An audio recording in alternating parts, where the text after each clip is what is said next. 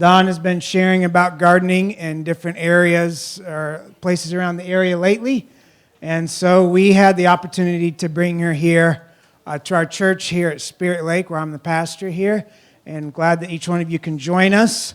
And I think there's been a lot of interest in this kind of thing lately. You know, with COVID in the world, a lot of people have felt a little bit, it makes the world feel a little bit less secure. And so some people want to have some sustainability as well as good health. And so we're very glad. Thank you, Don, for taking time. We know you're busy and sharing in different places. There was a card on your seat here, love written in red. And so I invite you to take a look at that. I don't know how many of you here today are people of faith, but this is going to be something for skeptics and seekers as well as believers. We're going to be looking at the story of Jesus and the evidences of his identity, his mission, and his ministry. And so that's this week, starting on Thursday evening. So I invite you to check that out. It'll be behind you there in the sanctuary. Besides that, we are in a church. This has been a good interest of our fellowship here. So I am going to start this afternoon's program with prayer, if you'll bow your heads, and then I'll turn the time over to Don. Heavenly Father, thank you that we can be together here and that we have the opportunity. We're glad that you have created a beautiful world with wonderful things, abundance at our fingertips. May we learn the skills today that will be helpful for us and for our families, and that we will be on track where you want us to go. We pray in Jesus' name, amen. We're going to pass, while she's presenting, some clipboards down the line. This is 2 questions on there. If you would like to be notified when Dawn is doing another gardening event in the area, she's not presenting all of her material today, you can share with us your contact info, and so we'll notify you when we have another gardening event in the area. If you would like to be notified when our church is doing other events like the one I just mentioned, you can request that as well. And so those will be going around while she's presenting, and you can share your information if you'd like to. Thank you. Okay. I think I'm on. Yeah, everybody can hear me? Does anybody have an empty chair? I see some people just standing beside you. So if you see somebody raising their hands, there are a couple of empty chairs. For those of you who are standing out there, if you'd like to come in, you're welcome to come in here. It doesn't matter to me, but just thought I'd check. Internet's down, Dawn. Oh, no live streaming right now? Okay. It's just nice to know. You're working on it. So when you get it going, can you give me a thumbs up so I know? Okay. And everybody can hear me all right? Okay. All right. So my name is Dawn Trammell, and live Priest River area. And I started gardening. I've been gardening most of my life, actually, and I worked at a greenhouse. And so these are just kind of skills that I've learned over the years. I'm from the East. I'm from Ohio. So actually, when I moved out here several years ago, it was a huge learning curve for me. And I knew I wanted to garden, and figuring out how to do it with the cold evenings was definitely a trick. And we'll get into that in part 2. So this is going to be 3 parts. Part 1 is Gardening 101 is starting at the very beginning because I try to reach everybody where they are. And then we'll go through the winter gardening, and then we'll do just a short thing on some wild edible plants. So we're going to start with basics of everything, okay? So like I said, I've been gardening most of my life, and I just started teaching classes. Well, actually, I did a winter gardening class in Priest River several years ago. We had almost 200 people show up there. And then it was January, actually. I read an article in the newspaper, and a lady had said, I want to try an experiment this winter and see if I can grow in the wintertime. I'm going to take a potted plant, put it in my hoop house, and see if it'll grow, if it'll work or not. And I wanted to jump through that paper and find that lady and say, yes, you can do it. How can I teach this lady? How can I reach these people? And so I prayed that night that God would open the door for me. And in the morning, I had 2 invitations, literally 12 hours later. I had 2 phone calls, 2 invitations, come and teach for us. And that was in January. So from then, I've been teaching 1 or 2 of these classes every week. And so it's been overwhelming, but I feel it a privilege. And I'm thankful to meet people and be able to share together as gardeners. So that's just a little bit about myself. So let's get started. The pastor briefly touched on this. We garden because the days we're living in right now, this is a very popular topic. People are starting to realize that, hey, I need to do something to take care of my family. Especially as a mom, you want to be able to feed your kids, take care of your kids. It was kind of a wake-up call this last year, walking into Winco and, whoa, there's nothing here, and walking into seed stores and there's no seeds or whatever it is. So I'm trying to get the word out there as much as I can, and I try to keep things simple for people too, because I understand these are tough times. And so the things I'm going to present are things that I think everybody can do, no matter what your budget is. And I want to mention, too, gardening does everybody garden? Everybody in here? Most of you? Is it not character building? Especially, okay, yeah, very much so. Well, they've also discovered that gardening and farming is great therapy for PTSD. That's right. I have heard several people, it's very therapeutic for all sorts of reasons, just getting your hands in the dirt.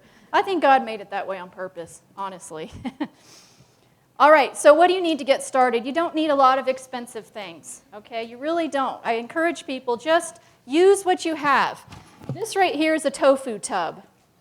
They're my favorite to start seeds in. As you can see, these right here. Because they're shallow. You don't have to put a lot of soil in there.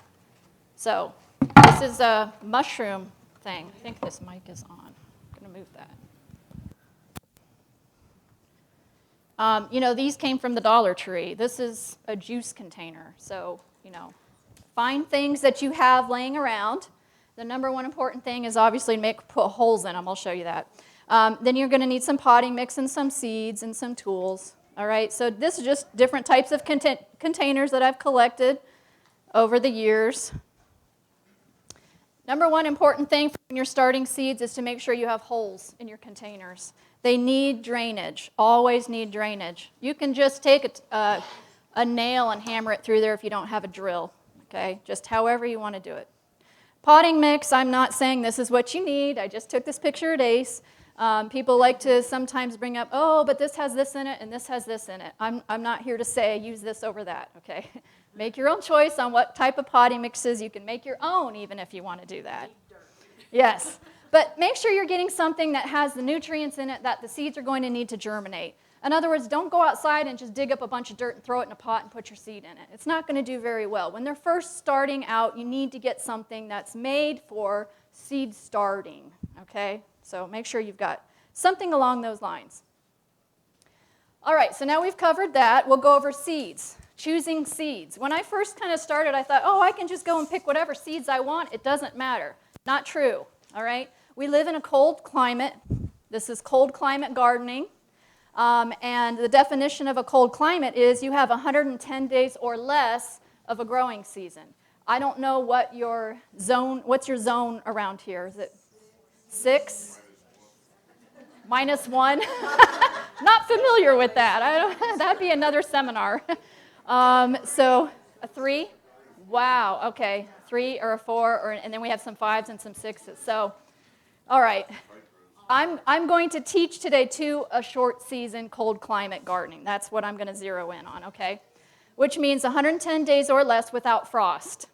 So if you count June, July, and August, that's 90 days approximately without frost, approximately, because sometimes you're going to have frost, June 6, June 10, and your first killing frost could be September 1.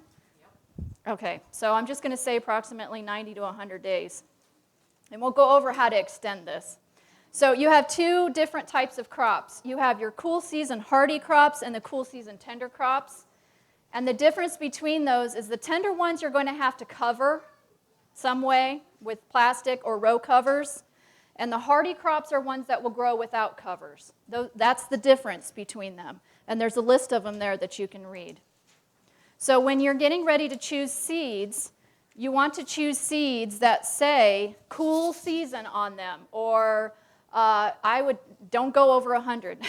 90 days or less, okay, to grow. And it doesn't show up on there, on the bottom, unfortunately. But if you go to the University of Idaho Extension office, you should be able to download a handout for your area on different things that they recommend that grow well for your area too. So you go to the seed store and you pick up a pack of seeds and you're looking at it. It can be very overwhelming. So number one, look at the days. Well, first of all, let's cover heirloom versus non-heirloom. Does everybody know what heirloom means? Okay, heirloom is seeds that you can save, that you can grow again the next year, that you should get the same plant again. Non-heirloom, you can save the seeds if you want to, but you're not going to be guaranteed you're going to get the same. That's, in a nutshell, that's the difference between the two of those. So you need to decide and choose. Sometimes hybrid seeds, which hybrid seeds are crosses between one plant and another plant to make a certain kind of a plant. GMO is not the same as hybrid seeds. Those are not the same thing. I would stay away from GMO seeds. But hybrid seeds I've grown sometimes because broccoli in the hybrid seeds get bigger than the heirloom broccoli seeds. So you don't always have to stick with heirloom seeds. So let's look at the package. These are turnips. And right at the top, it says 50 days. So that's good. It's less than 90. I can grow these. And it also says cool season. All right, so there. I've covered 2 bases there already. And then it tells me when to plant it. Next thing it says on the back is days to emerge. It says 5 to 10 days. Now, one thing I want to mention is just because it says 50 days, that doesn't mean that in 50 days you're going to be eating a turnip. Okay? So you have to look at how many days does this take to emerge. Emerge means to come out of the soil. So this says 5 to 10. If they're older seed, it'll take longer. I've had seed, this, for instance, these are jalapeno pepper seeds that I have germinated that were 10 years old. And I sowed these on January 26. That's how long these took. But they were old, so keep that in mind. They did come up.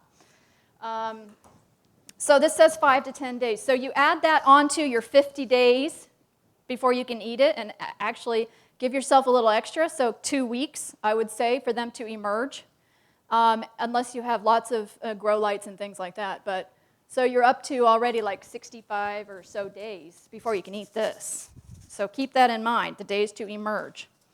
And then the seed package will also tell you how deep to plant them or sow the seeds, and then how far apart to put them in your garden and thinning them and things like that. So that's how you're going to decipher seed packages. And I would also say it's a good idea, most of you probably already know this, but start getting your seeds now. If you haven't already, it might be too late. The Dollar Tree has, I was surprised, they had heirloom seeds. But the one thing I've learned about these is I usually get about 4 to 6 packs of one because they don't always come up. You might get 1 or 2 things that come up out of there, but you're not out a whole bunch of money, and it's worth a try sometimes, just for the price. All right, so this is just a chart that I have made for myself based on my own growing area, growing season, and when I have started and planted different things. So the first column there says when I start things inside. I start all my seeds inside. I don't buy any plants. So that's the first column, and then the second column is when I've actually take the seeds and put them outside, or the plants outside. So you're welcome to take photos of this, and this is online too. This whole presentation is online. You're welcome to go back and look at it. Oh, sorry. And then the next thing I want to mention is, like I did the first year when I first started gardening out here, keep really good records. Just go get yourself a calendar or something and write on there when you sowed this seed and when it actually came up, and then when you were actually eating it. So next year you'll remember and you'll know. This took me 90 days before I could eat, a piece of spinach. So next year you'll probably want to start it earlier if you can, or start it in your house. Or I didn't like this variety, it was nasty, or whatever it is. Just make sure you start keeping really good records. So I'm going to go over the whole basic how to do this from inside, okay? Like I said, I start everything inside the house. I don't use heating mats, and I don't use grow lights. I grow in a sunny window. That's it. So, number one, what you normally would do is take your soil, whatever your potting mix is, make sure it's not frozen. In other words, get it from your garage and bring it in and put it by the heater for at least a week. Your seeds won't germinate if the soil is cold, okay? So you can put it in a pot, a bucket, whatever. I have a big tote that I keep it in the house where it's warm, and wet it. I usually like to wet it first because it works easier that way. So you take your soil and you put it in your, I'm going to say my tofu tub, like this. Okay, then you take your seeds, you put your seeds in. I'll just show you, got a picture here. And then you water it, put a little bit of dirt on the top, tap it down, and you tap it down to keep the seeds in place, all right? And when your soil is wet, it helps hold them in place. Whereas if you're putting a bunch of dry soil on top and then you water it, what happens to your seeds? They float. So if everything is wet to begin with, and then you're tapping it down, it should stay in place a lot better for you that way. And then gently water it. I just have a sprayer on my kitchen sink. Gently water. It's called watering in. You water the seeds in. And then make sure that you label what they are, because I'm really good at forgetting that too. I don't know until they pop up. So what was that? So I've done this too. These are just lettuce tubs, spinach tubs. Flip them over and you make yourself a little greenhouse in your sunny window. Just don't leave it covered like that all the time, because they can overheat and they can mold. I would cover them probably at night or on a cooler day. And if it's really sunny and warm in there, you'll see the condensation starting to form on your little greenhouse. Take the tops off and let them air, because real quick you can start getting a layer of mold on the top of your soil. But that's just an idea for you. All right, so I'm going to go through the whole transplanting process. People always ask me this question: why don't you just start with a big pot to begin with, put some dirt in it, and put a seed in it? Does anybody know? They don't do well. They'll pop up, and then they'll get really, really tall, and then what happens to them? They fall over and they die, okay? You have to go through stages, and yes, it takes time, it takes effort, but I think we're beyond that point of saying it's too much work. We have to do this. So once they emerge like this, and I know this is going to be really hard for you to see, but they get these a second set of real leaves or true leaves, or the second set of leaves that come up. So you have the first two that come up, right, that look like a V, and then in the center you'll have another one that starts to come up. As soon as you see that next part of growth come up, you can transplant it. Now, normally I would wait a little while on these, but I wanted to show you. So I'm going to go ahead and show you this, because there is a true leaf coming out on this one. It's just extremely hard to see. And then, I don't know if you can see it, but the one on the left side, do you see the true leaves coming out on that? Those are tomatoes. And the one on the right, so do you see the difference? If you tried to transplant the tomato on the right, it wouldn't make it. It would die. Wait till they get their true leaves on them, and then transplant them. And let me show you how this is done. All you do is you take a fork and you dig it out. And I mean, you can be as careful as you want, but I don't know. I've been doing it for so long, I really don't worry about it. And then what you're going to do is you get your next biggest pot. You're kind of going to go in order here. So I'm going to baby this one a little bit because it's so small. But it'll have roots on it there. And I'm going to take some of my wet soil here and put it in the next, okay, this is the next size up. This is a jalapeno pepper, so I'm going to put that in here. And I kind of I'm going to hold it there a little bit because it's so small. Normally I'd wait till it's about that big, but it'll be all right. And then I just fill in all around the roots like that. I bury it as deep as I can. When you're transplanting, you want to make sure that you bury it all the way up to the neck, okay? Because that's going to give more of root growth in there. So I don't know if you can see that. So that's the first transplant. Same thing with tomatoes, peppers, eggplants, all of that. So now I'm going to show you the next transplant. These tomatoes on here I wanted to show you because those are too big and lanky. They're really tall and lanky. I let them go too long. But if they get that way, I'm going to show you what to do in just a minute here. Let me do this one. This is a pepper. So this one I'm going to go ahead and transfer. I just popped it out of this little tray here.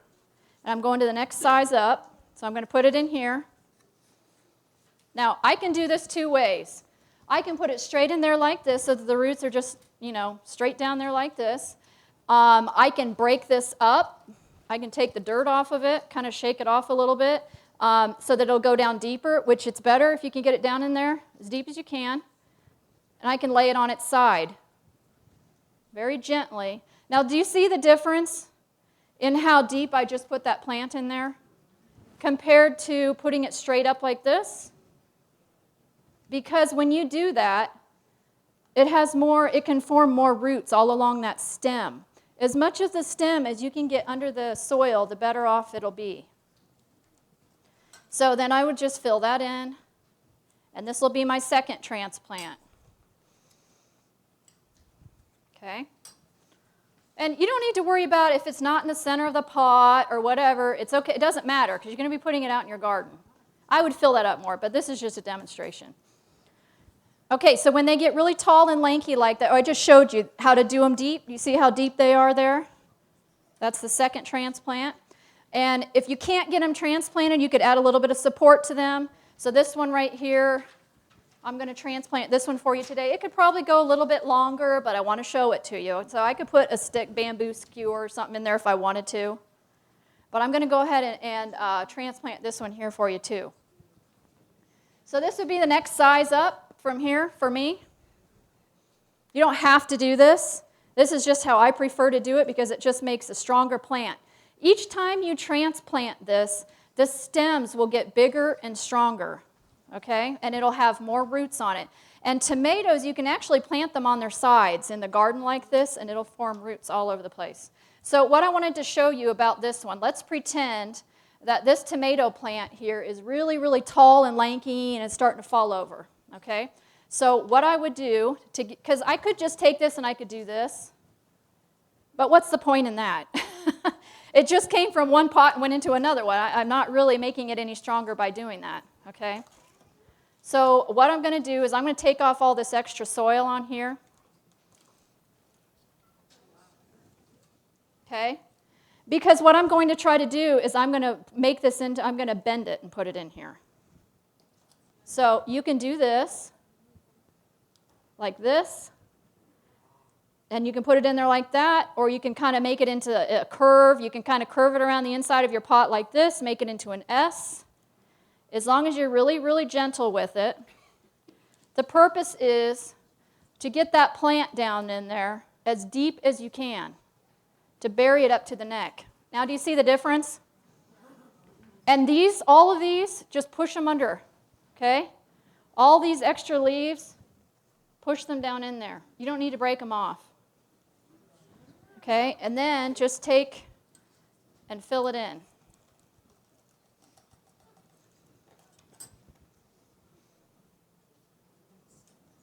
And I would fill it all the way up to the top. Now, do you see the difference? I mean, you just have the top of the plant sticking out of this big pot. The rest will grow roots all around it, okay? And it will be a bigger, stronger plant for you. Now, this right here is the last transplant. If you get to that, it depends on the weather. If you have a warmer spring and you can get your stuff outside, you probably don't even have to go into the gallon-sized pot. Your plants may just be able to stay in here. You know, they could get this big, and if you put a skewer or something in there to hold them, they may be just fine. Then you can put them in your garden. But you just don't know what the weather, we never know what the weather's going to be like. So you may have to go into a pot this size. And if you do you see how big those are now? They're about to go outside. But when they went into that gallon-sized pot, same thing. I took the plant that was about this tall, I bent it into a U, and I put it all the way down there, and the only thing sticking out of the top of the pot was that. And that's what it should look like before you put it outside. Does that make sense? Okay, so it's kind of going through stages there. Okay, so the reason why I teach this is because if you're in a cold climate and you want to grow tomatoes and peppers and eggplant, you have to start early, and you have to have a plant that's literally about this size before you put it outside. If it's not, you're not going to get tomatoes on it. You may get some green tomatoes in August, right? We've all been there. I'm eating tomatoes in June. So if you want to eat tomatoes in the summertime, your plants need to be huge before you put them outside. And this is the way you do it. I start my seeds in February in the house. And I know we're running kind of late for that right now, the end of March, but there's only one of me, and I've been here and there, and I can't tell everybody, get your seeds started now. Yes? Do you bleach your containers before you use them the next season? No. Okay. I just I know watch some them. people I do. wash them. All right. You can. If you had some type of an outbreak or whatever in your greenhouse and you're using old soil of some kind, you might want to try to disinfect your soil. And there's ways you can do that in your oven, putting it in the oven. I don't remember the temperature. Or start new. But just hot soapy water, I usually wash them out at the end of the season when I'm done. Yeah. Yes? Does the method of burying the stem in the transplant work for squash plants? I would not transplant squash plants. I will get to that. I'll tell you why, too. So before you put them out, actually, while your plants are growing in your warm, sunny garden, you should be starting to get your garden ready to go. So the first thing I always tell people is to put up a good fence. I know people think that's funny, like a no-brainer, but a lot of people, they get frustrated and they come to me, how do you keep the deer out? Well, do you have a fence? Well, we're getting ready to put one up. Well, the first thing you need to do is put up a fence, because if you plant things and then the deer come because there is no fence, they're going to come year after year after year. Even after you put up a fence, they're going to jump it, they're going to knock it down, because they're going to know that you have plants in there because you had them there last year. Whereas if you put it up first, they have no reason to try to get in there. They don't know that there's anything on the other side of the fence. And it takes time, it takes effort, and I've heard different ways of doing fences. I'm not here to talk about how to build a fence, but this is just advice that I give. Yes? If you don't have the money to build a fence right away, there's things called scarecrow chasers. You can find them on eBay. Scarecrow chasers, okay. They hook up the water, and if you have water, they will spray out a couple. Okay, those are called scarecrow chasers. I've never heard of them, but that's good to know. Good, that's good to know. Yeah, and dogs help too. So when you're preparing your soil, you can do different types of soil testing. You can go to your local extension office. You can mail in samples, and they'll tell you what your soil is missing. If you'd like to do that, I've heard it doesn't cost very much. I've never done that, but you can. And you can buy, the kits at different hardware stores to test your soil. And just to find out, maybe your whatever it was didn't do very well one year, and you can't figure out why. You might want to say, is it missing nitrogen, or what is it missing? And then you can easily just go to the hardware store and say, it needs more phosphorus, and buy that and put it in there. I don't think they cost very much, but that's just an idea for those of us who like to do things on our own. Manures or newspaper worm casting, different composts. What I like to do with kitchen waste in the fall before the garden freezes up is just dig big trenches throughout your garden and just bury your kitchen scraps out there in the fall. Cover it up, and then it decomposes all winter long. And then in your greenhouse, you can do that in the winter because it's not frozen in your greenhouse. So just take your kitchen scraps up there and dump them in there in the wintertime. That's what I do. And for those who don't have gardens, I like to give just some helpful hints. That's not an expensive way to grow some potatoes in a trash can. Whatever you have. People are, especially in the urban areas, are really getting creative with gardening and things. They live in apartment buildings or whatever. They're growing on the roof of their house, a little porch, whatever. Do what you have to do. All right, so now you've got your plants ready to go out. They're huge. And so now you have to do something that's called hardening off. Hardening off basically just means that you're acclimating them to being outside. If I took this tomato plant like this and put it outside, what would happen to it? It would die right away. It's not used to it. It's been in a warm, sunny window, all right? So hardening off, I usually wait until, I don't know, it just depends. April or May, you never know. Put them out on your front porch in the shade. Do not take them and put them in the direct sunlight right away. It'll kill them. Put them on a shady porch for a few hours that day, bring them in at night, next day take them out for a little bit longer, back and forth. Then move them out to where they're getting a little more sun. and then back, and then eventually you'll keep them out at night.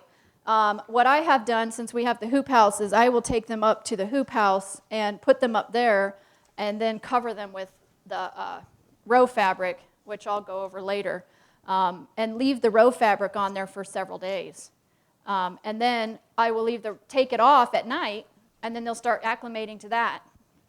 This is all before you put them in the ground. And you have to do this or you're going to lose your plants. It's kind of a hassle, but the best way I've figured out how to do it is just get yourself a big tub and put all your plants in those and wheel your tubs out. If you have kids, big, strong kids that can do it for you. So they get heavy. All right, so now when you're going to put them into your hoop house or your garden area, same method. Dig a deep hole, especially for the tomato plants, and bury them deep. Put something in the bottom of the hole, some type of, whatever you have, worm castings or black gold compost, whatever you have. Put it down in there, sprinkle in maybe even some fertilizer down in the bottom, like special tomato fertilizer or something, and then cover them up. The picture there on the right, I included that because I wanted to show you that I have carrots growing in the center. I don't know if you can see them. But if you start your carrots in April, you'll be eating carrots year-round. So I'm still eating last year's carrots. And I grow them in there because they do better in there. And then in the wintertime, I just go up and harvest whatever carrots I need. So every couple of weeks, I just do another row of carrots, because carrots, like tomatoes, they're companion plants. And they do really well together. So I'll usually do a row of carrots on either side of the tomato plants. And then in the center, about 3 or 4 of them, or how many you can fit, whatever. But if you get them going before you put your tomatoes out there, they'll do better, obviously, because the tomatoes will make a lot of shade. So keep that in mind. It's about time to start carrot seeds. And then out into the garden, same thing. I always tell people, too, you can speed things up a little bit by taking some type of black plastic or landscape fabric and putting it over your beds. You can get, lumber wrap, the black lumber wrap for free from different stores, and obviously put the black side up. Or if you don't have that, use some black trash bags. Some people don't like the plastic, so get the felt landscaping fabric and just put that on your beds for about a week or 2 before you're going to put everything out into your garden, because it raises the soil temperature for you. And that way your plants are not in so much shock when they go in.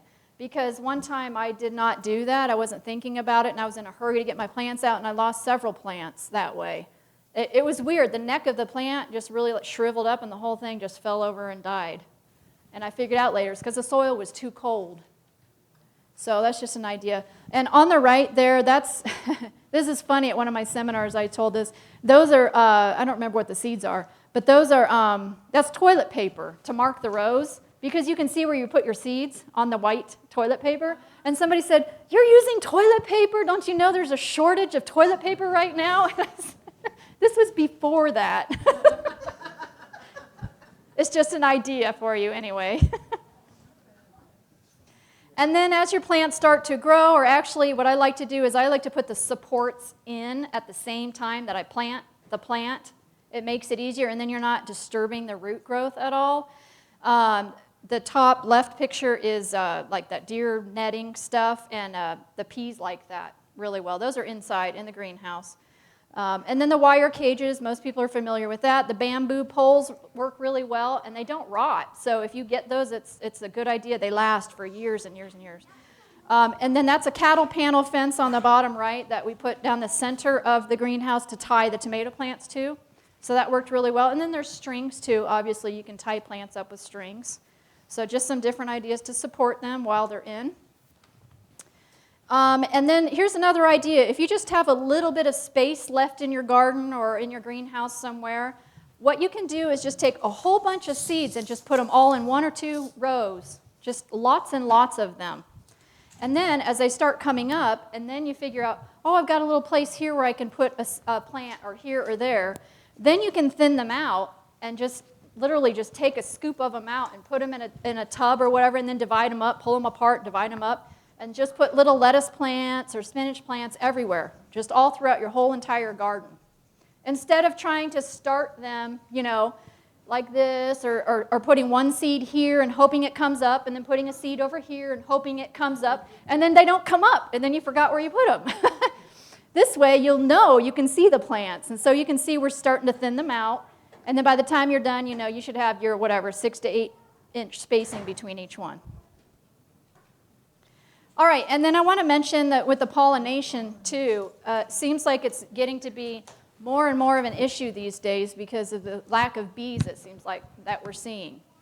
So not everybody's aware, but tomatoes are really easy to pollinate. If you just walk through your greenhouse and just kind of do this on the vines, just shake them a little bit like this, the pollen will fall out of the flowers and they pollinate that way. Eggplant, and also with the tomatoes, if you have any kind of a fan running in your greenhouse, that'll pollinate them too.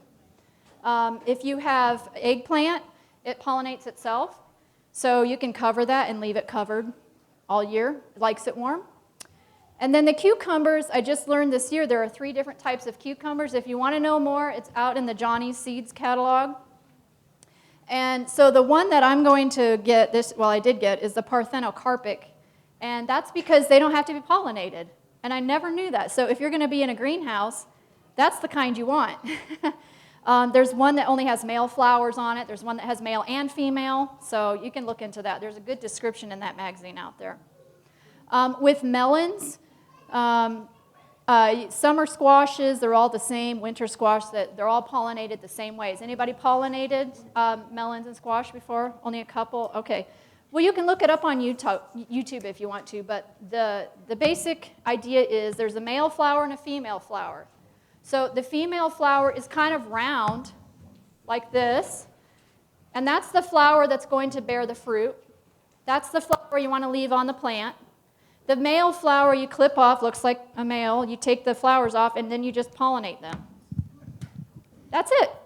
You can watch it done online, but it's really simple.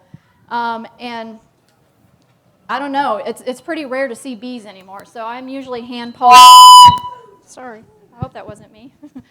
I'm usually hand pollinating all of my squash. All right, so let's get into how do we make this short 90-degree growing season longer so we can grow more stuff. So this was an experiment that I did. Yes, ma'am. Question. If you want more bees around, you can go online and you can look up plants that attract bees through special flowers, especially since bees, honeybees in particular, are actually going near extinction. And Right, so it's right. really good that you don't The put out mason any bees. traps for wasps, even though they still you may actually be killing honeybees as well. Right.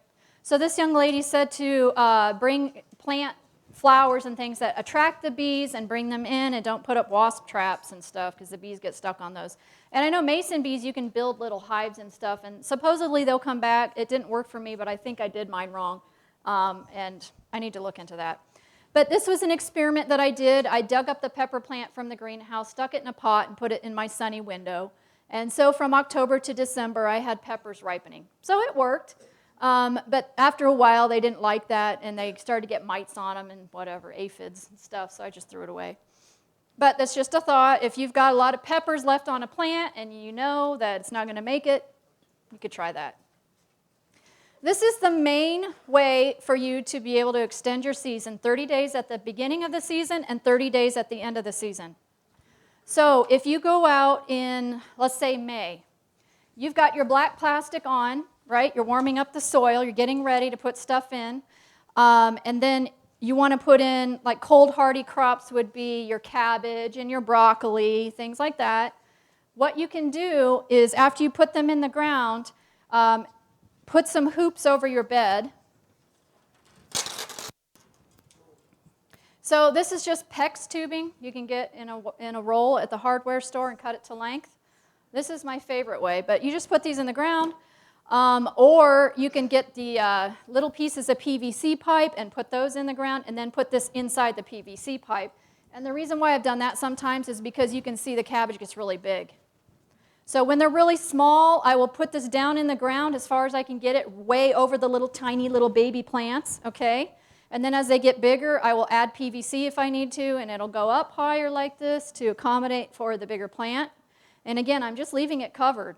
So I can actually put this in the ground in May, because that'll give me another 30 days, right?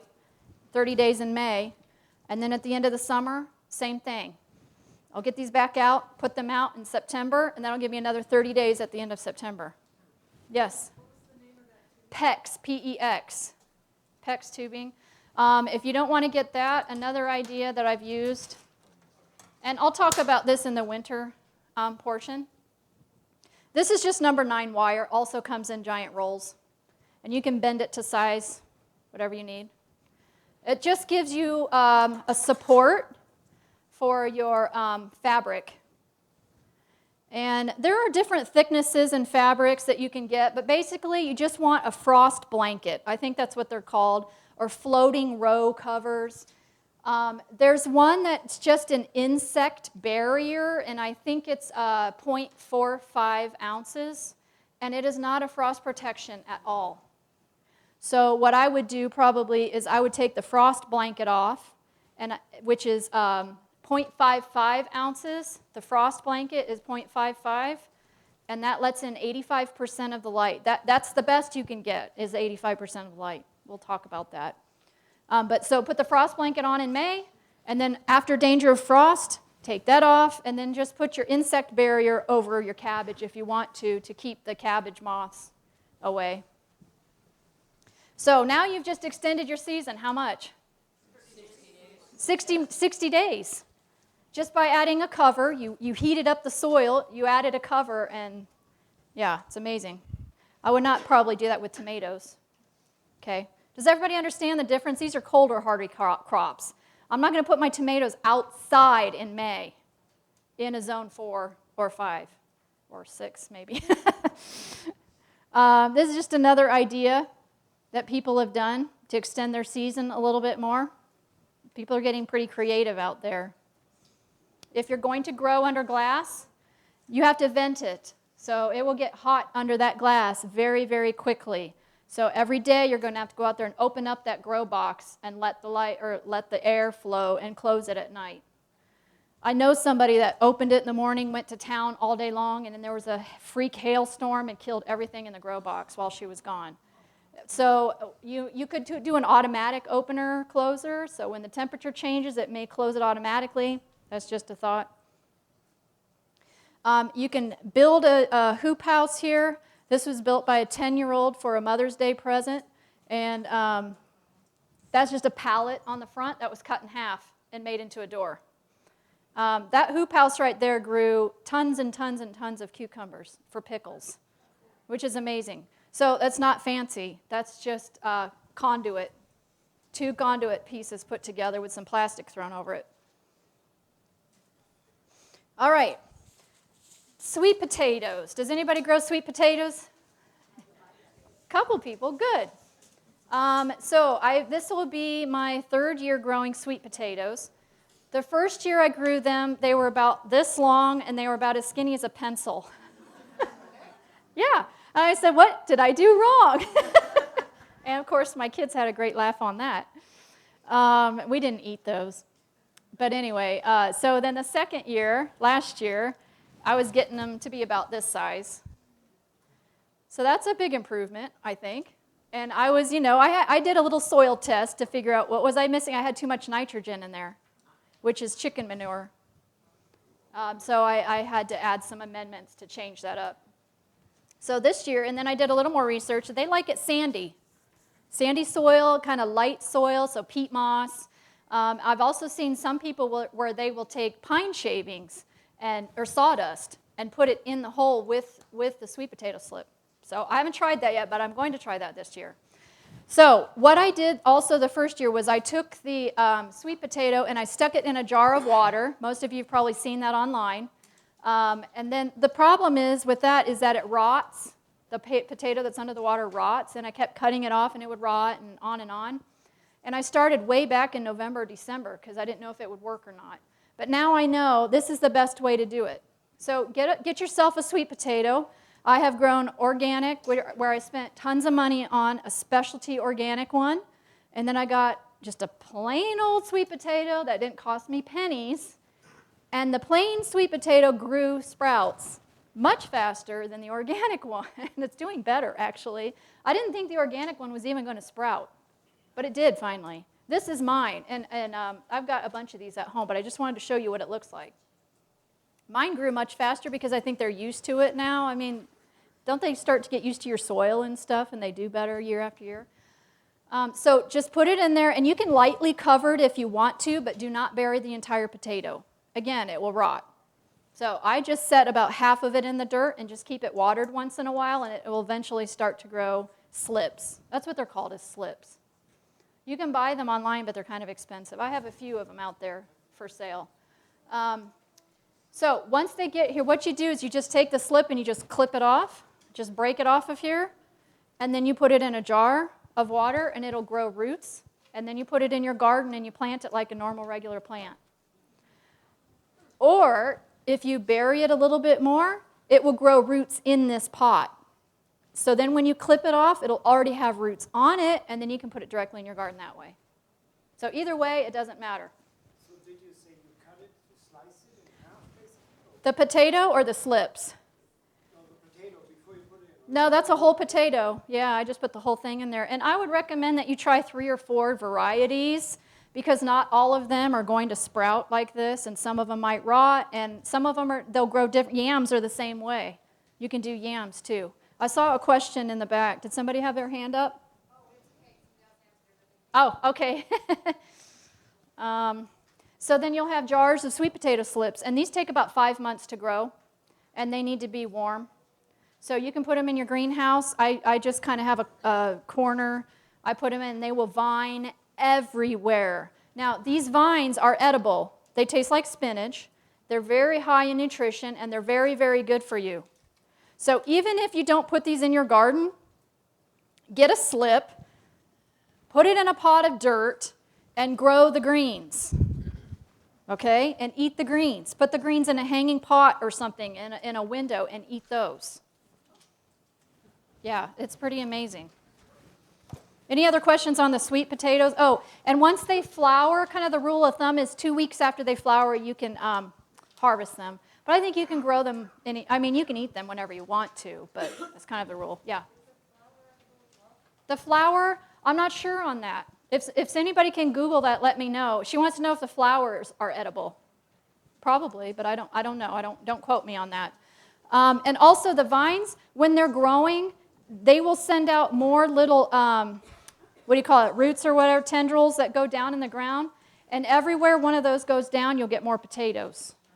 So if you keep cutting your vines back, which I have to do sometimes because they literally take over the whole entire place, you're not going to get as many potatoes. So if you can, put them in a good place where they can really go crazy.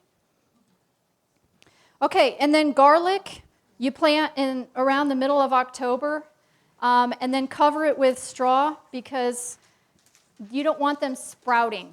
You're kind of insulating them, and don't water them anymore.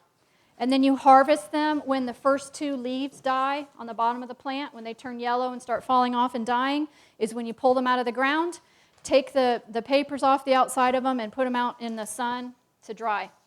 Okay, that's garlic. I put this in here because I think it's just interesting how long it takes to grow an eggplant.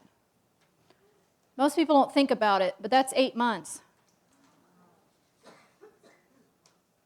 From the time you sow the seed, an eggplant I start early in January. But I tell you what, there's nothing better than a homegrown eggplant. And it can be done. People have told me, you can't do this here, you can't do this here, you can't do that, whatever. I've done it. Well, with God's help. But if you start early, that's the trick, okay? All right, asparagus you can grow from seed also. Start your seeds inside and then plant them out, or buy the crowns at the gardening store. The first year that the asparagus comes up, don't eat any of it. It's hard, but you can't. You have to let it go to seed, and then the seeds need to disperse so that it grows a bigger, thicker crown the next year. Because it's only going to send up probably about 2 or 3 asparagus, spears per crown. And it needs that to come. So see, once it gets green, big and green like that, it forms these little round seeds on it, and then they fall down, okay? And then you can cut that off and leave it on top of the bed like a mulch for the winter time. Second year, you can harvest maybe 1 or 2 spears per plant. Third year, I think you can just eat whatever. But I encourage people to grow things that come back every year because it's an investment in your time. And I've also heard that asparagus is the first thing that comes up in the spring. And I've also heard that's because God knew that we needed all those green nutrients in the asparagus after eating all winter without any greens. Jerusalem artichokes grow real good here. Yes, they do. Jerusalem artichokes are on my list, too, of things to grow for sure. Now, with the winter squash, I finally learned how to grow big squash and pumpkins. So, warm your soil up with your black plastic or fabric, or you can actually, I just leave it there. I punch a hole in it wherever I'm going to put it, and then they're heavy feeders. So you want to put something, manure, composting things down in the hole before you put your plant in there. And I will say also, squashes do not like to be transplanted. Their roots are very, very tender, okay? So I will start a squash probably in April, sometime in April, in a pot probably about this size, and I'm not going to mess with it. This is the only pot that it will be in. So that by the time I'm ready to put it in that hole that I've already prepared with lots of manures or compost or whatever you're going to use, when the plant is, well, whatever size it is, and you're ready to put it out, you're going to just put your hands kind of over the top of it very gently and hold it as you dump it out into your hand. I'm not going to dump this because I just put it in here. It'd make a mess.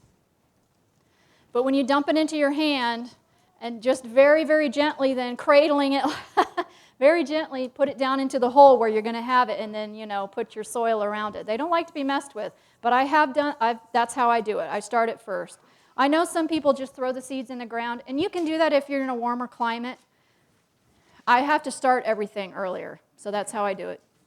And then as soon as I put them in the ground, I cover them. Again, I just put a piece of fabric over top of them, the whole bed, all of them. And I will leave that fabric on because they like it warm. The black, gives them heat, and then this is holding in the heat. They like it warm, and you can leave this on until they start to flower. Once they start forming flowers, you want to take this off so that you can pollinate or the bees can get in there and pollinate. And then cover it back up again. Yes? Where do you get the fabric? Oh, no, that's okay. Okay, so the fabric, you can buy this online. It's just gardening fabric or floating row cover, I think it's called. Frost blanket. I'm sorry, excuse me? Agrabah fabric, yep. Yes, it's all the same. I understand that you were saying that the black plastic go on and stay on throughout the season. Yes. I hand water everything. So I literally will just go wherever the hole that I put the plant in, I build a well kind of around it, and I just water right there. If you've got some kind of a sprinkler system or something, you might want to not use the plastic because obviously it's not water permeable and the water's not going down where you want it to go possibly. So just keep that in mind. But if you're using the landscaping fabric that's more of a felt, that is water permeable. So your water will go down that way. So just keep that in mind as far as watering is concerned. And then at the end of the season, now probably around the middle of August, you're going to want to go around to all your squash plants and take off any little fruits that are, little, that are not a good size, because all that is taking the energy from the plant for this little tiny thing. You want all the energy to go to the rest of your big melon, your big squashes and stuff, so that they're going to be ready to harvest, because you're going to have a killing frost very soon, and then nothing is going to live. So around the middle of August, take off all the little ones, cover it back up again, because there's no more pollinating going on. You want that heat to stay in there, and you want the rest of your squashes to get big as you can get them before the killing frost. And actually, when you've got that frost blanket, you should be able to go till the end of September with your squashes. But, keep an eye. So that's how you do that. And then, you have to cure them after you harvest them and all of that. All right, green beans, there's two different types of green beans. There's the pole beans that grow really tall and need lots of support, or there's the bush beans that you can just plant in rows. I prefer the bush beans just because they work better for me, but it just depends on what you want. And then I recommend that you start your beans, I would start them too, in flats. I've been frustrated for too many years of putting bean seeds in and they don't come up. And then you've got all this space where there's nothing, right? And you can't put a new seed in because it'd be way behind all of the other ones. And then they just, yeah. So start them in these. I'd probably put 1 or 2, depending on how old your seed is, in each one.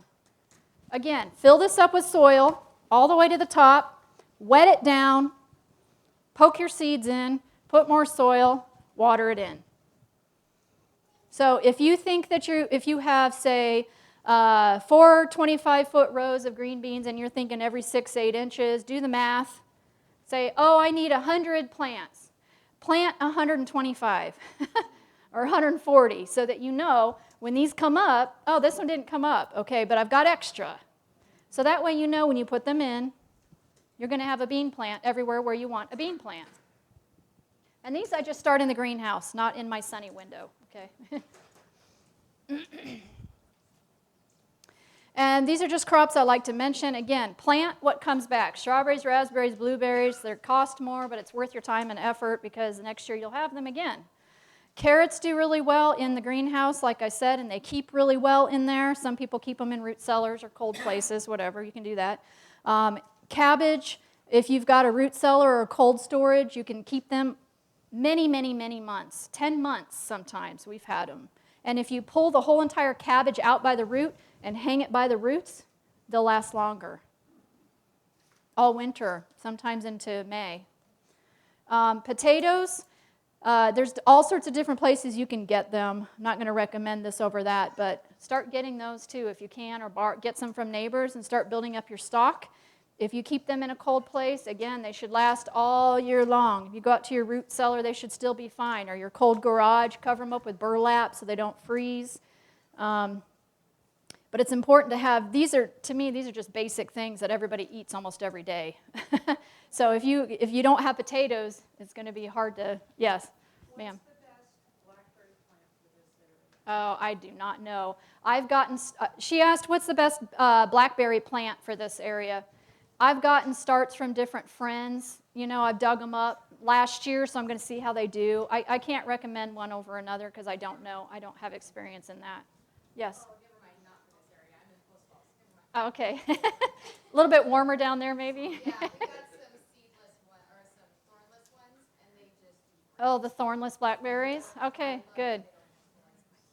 Yeah, find a local garden, what do you call that, store or whatever, and talk to them and say which ones do you recommend for this area.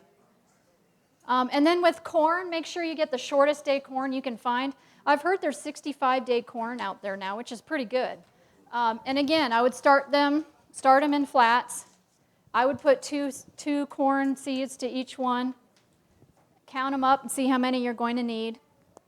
And then by the time you transplant these out into your garden, it'll be June.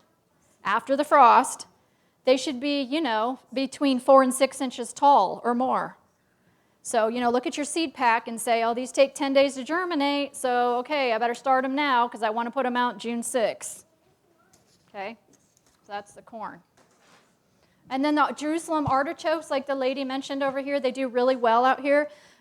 You can either get some from a neighbor because they spread like crazy.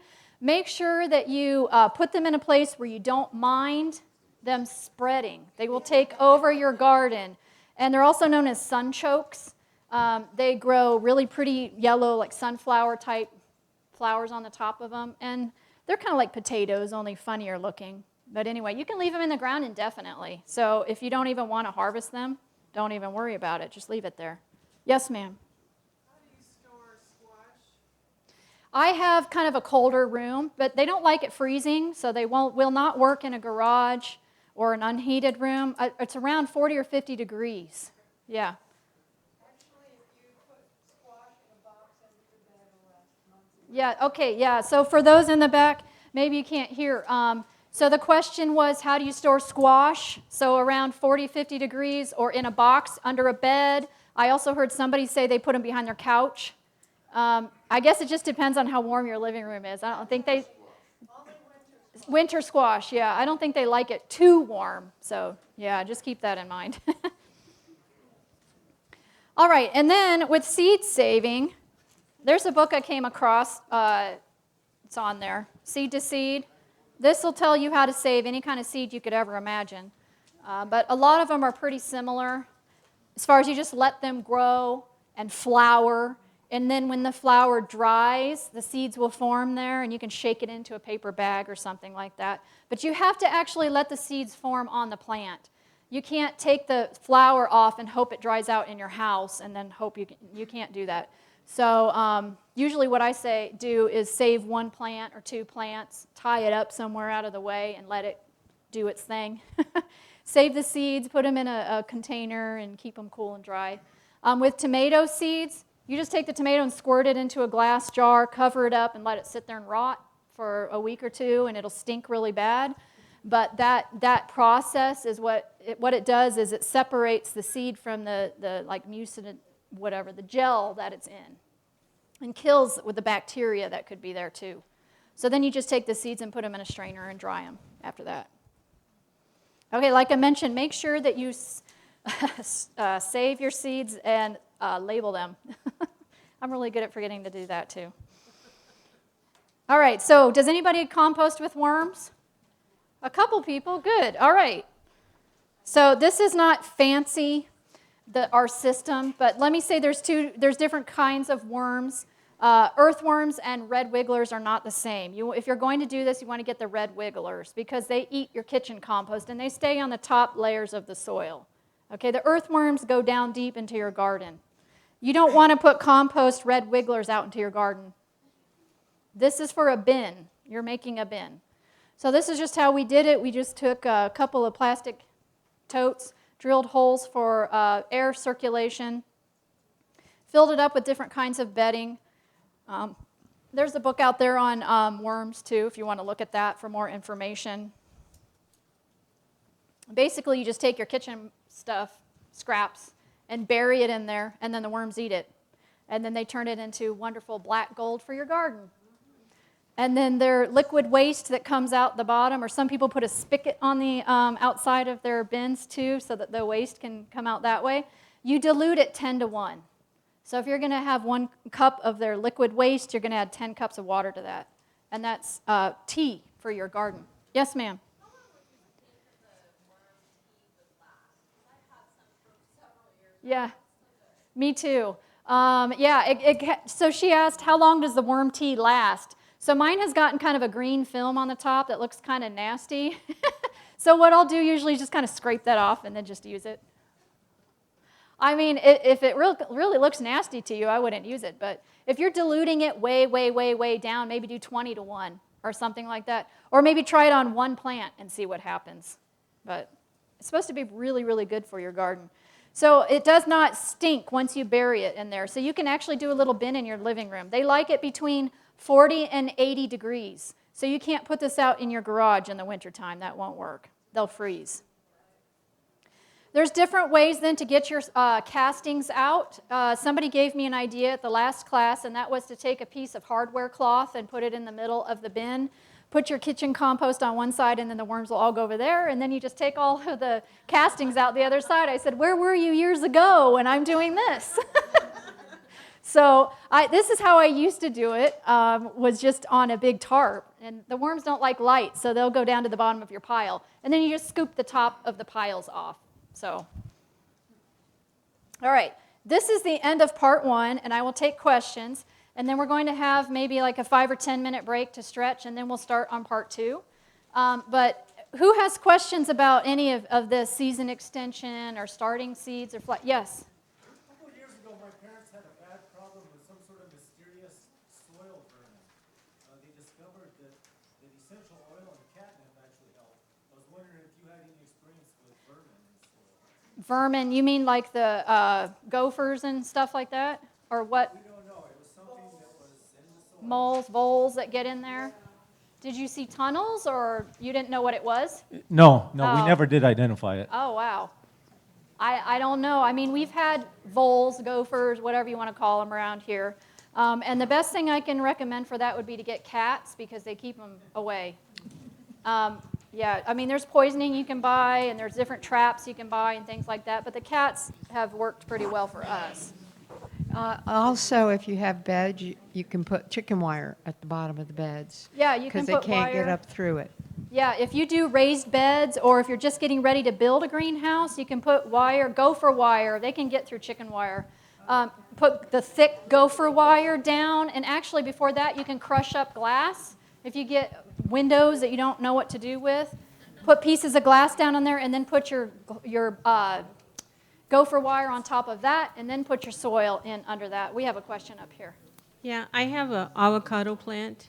I did it because I'm experimenting. I'm trying to learn how to be a good, healthy vegetarian. Anyway, I have it. It's grown about this tall now. Okay. And I don't know if I can transplant it. You can transplant it, but don't put it outside. No, I know I Okay. can't put it outside. Yes, I would. I would put it in a bigger pot. The bigger the pot, the bigger your plant's going to get. Okay, because it's getting flowers on it. So, Well, if it's right now it has flowers, you might want to wait till it's done flowering. okay. Yeah, it might put it into some kind of shock since it's flowering Okay, now. all right. I think there was another question back here.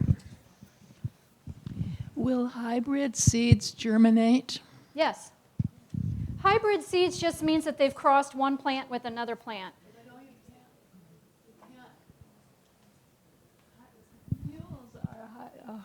Mules are hybrid, and you can't breed them, Mules. but they're not plants. Oh, okay. I wasn't understanding your question. Yeah, they might take this kind of a broccoli plant and this kind of a broccoli plant because they like the characteristics of this one. It's like dogs. It's like a shepherdor. Okay. And they put the two plants together because they want to get a bigger broccoli plant that doesn't taste bitter. Okay. But So your it's- offspring from that, it's gonna be more like one parent or the other. Right. But they But I will mean, there's ger- nothing wrong with growing hybrid seeds. They're not GMO, True. but they're not heirloom either. But they will germinate. Yes, they Okay. will germinate. Yes. Just a curious question. With your herbs and that, can you use the same principles you did with the tomatoes? Yes. And somebody asked me, I always forget to put them back up there. Herbs, you should start early too, January. Like your Same cilantro thing. and Same rosemary thing. and all that? Start them in the little tubs and transplant them. Yes. Okay. Same thing with herbs. Yep. I moved into a new place that the lady who was there was a wonderful gardener, but a lot of it was ornamentals, which those are coming out because you can't eat them. But she had a thing where she planted like one berry bush over here and one berry bush over there. When can I transplant blackberries, raspberries, loganberries? Can I do that this spring, or do I have to wait until fall? You can. If you're going to do it, you need to do it soon. Because once the hot weather hits, they're not going to do very well. So if you're going to transplant, you should probably do them now.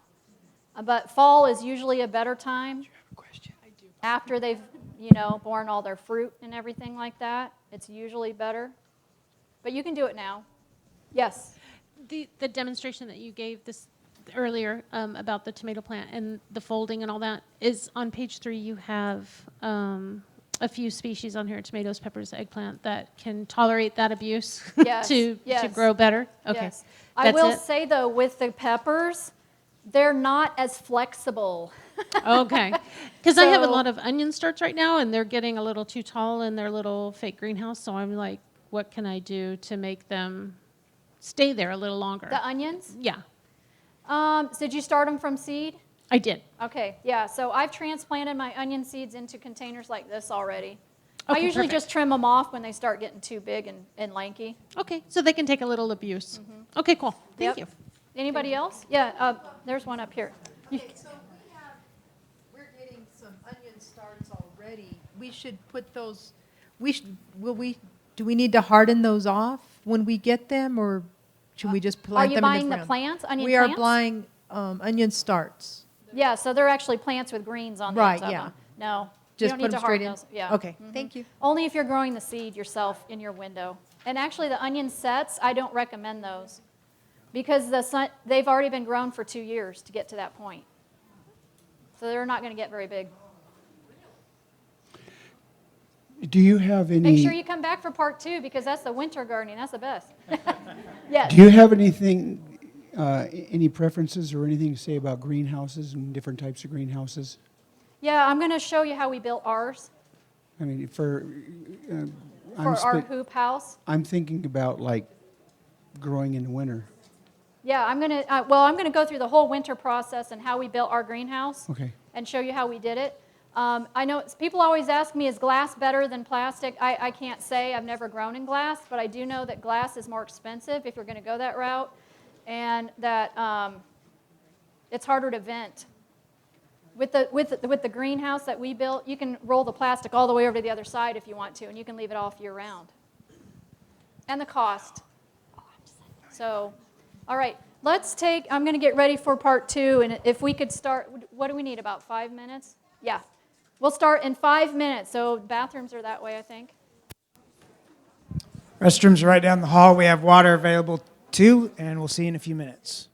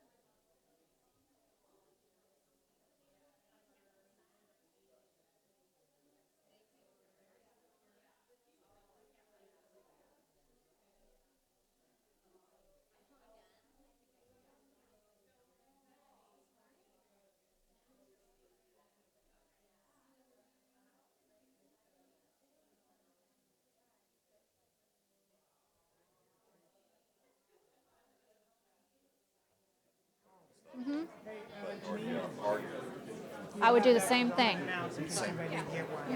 From here to here to here to your whatever pot you're going to keep. All right, let's Yeah. find our seats again. We're going to go ahead with the next session. Plants that same way. So if you can That's move the squash. in, Very gently. we will get started here They don't in like a to be minute. messed with. Plant them. All right, we do have a second set of handouts for this next presentation. So if you did not receive the handouts yet, can you raise your hand? That we still have a few extras, and they can bring them to you. So this is the presentation called Winter Gardening. And so if you haven't received a handout yet, hold up your hand, and she's coming around to you there. All right, that's perfect. Okay, so we are going to have some other gardening events. We have somebody in the area who's done a lot with sprouting. And so if you're interested in that, Rob, you want to come in? If anybody did not get a chance to sign the clipboard, if you'd like notified when we have another gardening event, you can raise your hand, make sure you get your name on there if you'd like notified when we do more gardening events or other events here at this church. Okay, some people didn't get this first handout, so if you did not get the first one, she's got them. You can raise your hand right now, and she'll get you the first handout. All right, I think we're here. Thank All you. right, here we go again. And some of those handouts, there may be a slide missing here or there because every time I do this, I change it up a little bit because I think it's something different. So, don't hold me to that, but at least it gives you an idea of what we're going through here. So I used to just simply call this winter gardening, and then I would get questions about, do you only use your hoop house for the winter and that's it? And I said no. And over the years, I've changed things around so that I know how to use the hoop house year-round. And so that's why I kind of changed the name on it a little bit. But anyway. So when we moved out here, I started wondering, is there a way that I can grow in the wintertime? Because come, September, October, everything is dead in your garden and you're not able to grow anything anymore. And I kind of like to grow things and I like to know what I'm eating and provide for my family. So I started doing some research online about winter gardening in the cold Northwest. And I came across a man named Elliot Coleman. Some of you are probably very familiar with his stuff. And so I ordered his book and started looking at his pictures, and I thought, wow, he grows in the wintertime, in the snow. I couldn't believe it. I thought, that's impossible. But I thought, if he's doing it, then I can do it too, because he's on the same 44th parallel line, okay, that you are here. And I will use his words, not mine, but unheated, uninsulated, unbelievable. So it is what it is. I mean, it's a miracle, what God has shown him, I'm sure. And then God has shown me on how to do this. So this was our first year. So we've been winter gardening for 5 years. So the first year we did this, I took lots and lots of photos because I wanted to document it because I didn't believe it was going to be possible, to tell you the truth. So that's our simple hoop house. And I think that was December, taking a picture of the greens in the middle of the snow. So there are 3 things that you have to know if you want to garden in the wintertime. Number 1, you have to grow the right kind of things. You have to grow cold, hardy vegetables. Don't think that you can grow a tomato or a pepper in the wintertime. You can't out here. There's not enough light, okay? It's not the heat. Even if you heated it, there's not enough light. I mean, maybe if you had a commercial greenhouse that had all these, fake lights and all of that, you may be able to. But I'm just talking about the basic homestead gardener, simple gardening, okay? There are so many new cold hardy vegetable plants coming out now. I can't even keep up with it. Johnny's is a good catalog to look at. If you look for the little snowflake symbol, it means it's cold hardy. You can buy those seeds. The next thing you need to know is succession planting. And that means, real quick, sorry, I'm going to back up for a second. On those cold hardy vegetables, the lettuces that are for sale here are lettuces that I've grown all winter. So those are heirloom plants. So if you put those in your garden right now, I've got some already out there like this size. So these are the babies. You can put them out there. These are from my greenhouse. They've already been hardened off. And if you let them go to seed and you save those seeds, you will have them forever. You can plant them in the wintertime and the spring. The ones that are more of like the greenish color get bigger heads on them, and they do really well year-round. So that's just FYI on those. That's why they're here, because I thought it's kind of neat for you to see that that's actually what I dug those up in my greenhouse just Friday. And then the next thing you need to know is that when you're going to grow in an unheated greenhouse in the wintertime, that it takes triple the amount of time to grow something and to eat it. So if you take, let's just stay with the turnips here. Turnips say they take 50 days. Times 3, it's going to take you 150 days before you can eat a turnip. So if you want to eat a turnip in December in your greenhouse, you need to go back 150 days, and that's when you're going to put it in the ground. And the reason is because there's no heat going on in there. Wintertime, there's hardly any light, right? Hardly any sun. And there's no heat. It's amazing. I know some of you are looking at me like a deer in the headlights. I'm sorry. I've never seen some of those looks before. That's so funny. I'm sorry. Yes, it triples. So whatever it is that you're going to try to grow, multiply it by 3 and go back that many days, and that's when you're going to start it. As a rule of thumb, I start my winter garden in July. It sounds crazy, but you have to do that. I was talking to a lady today, and she said, I tried the winter garden, and the plants only got maybe an inch big, and it didn't do very well. And I said, well, when did you plant your seeds? She said, October. I said, no. You have to be done in October. Don't plant anything after October. You have to start in July. All right, and then the third component is to make sure that you have protection. If you're going to do a greenhouse, make sure you get the greenhouse plastic. Make sure it's 6 mil. Get the good stuff the first year. Okay, don't skimp on that. And it should last you for 6 to 10 years. And then the third component is, or the last one down there at the bottom, is make sure that you get the Agrabah 19 fabric. That's what it's called. You can get it through Johnny's. I did find this, I think, on eBay. It's not the same thing, but it's ag fabric. Again, this is the 0.55 ounce AG19. Lets in 85% of the light. And I will go over this again, too. But those are the 3 things to keep in mind if you're going to be winter gardening. These are things I've made a list of that I've actually grown, that actually I've enjoyed eating, that taste good, and I know that they grow.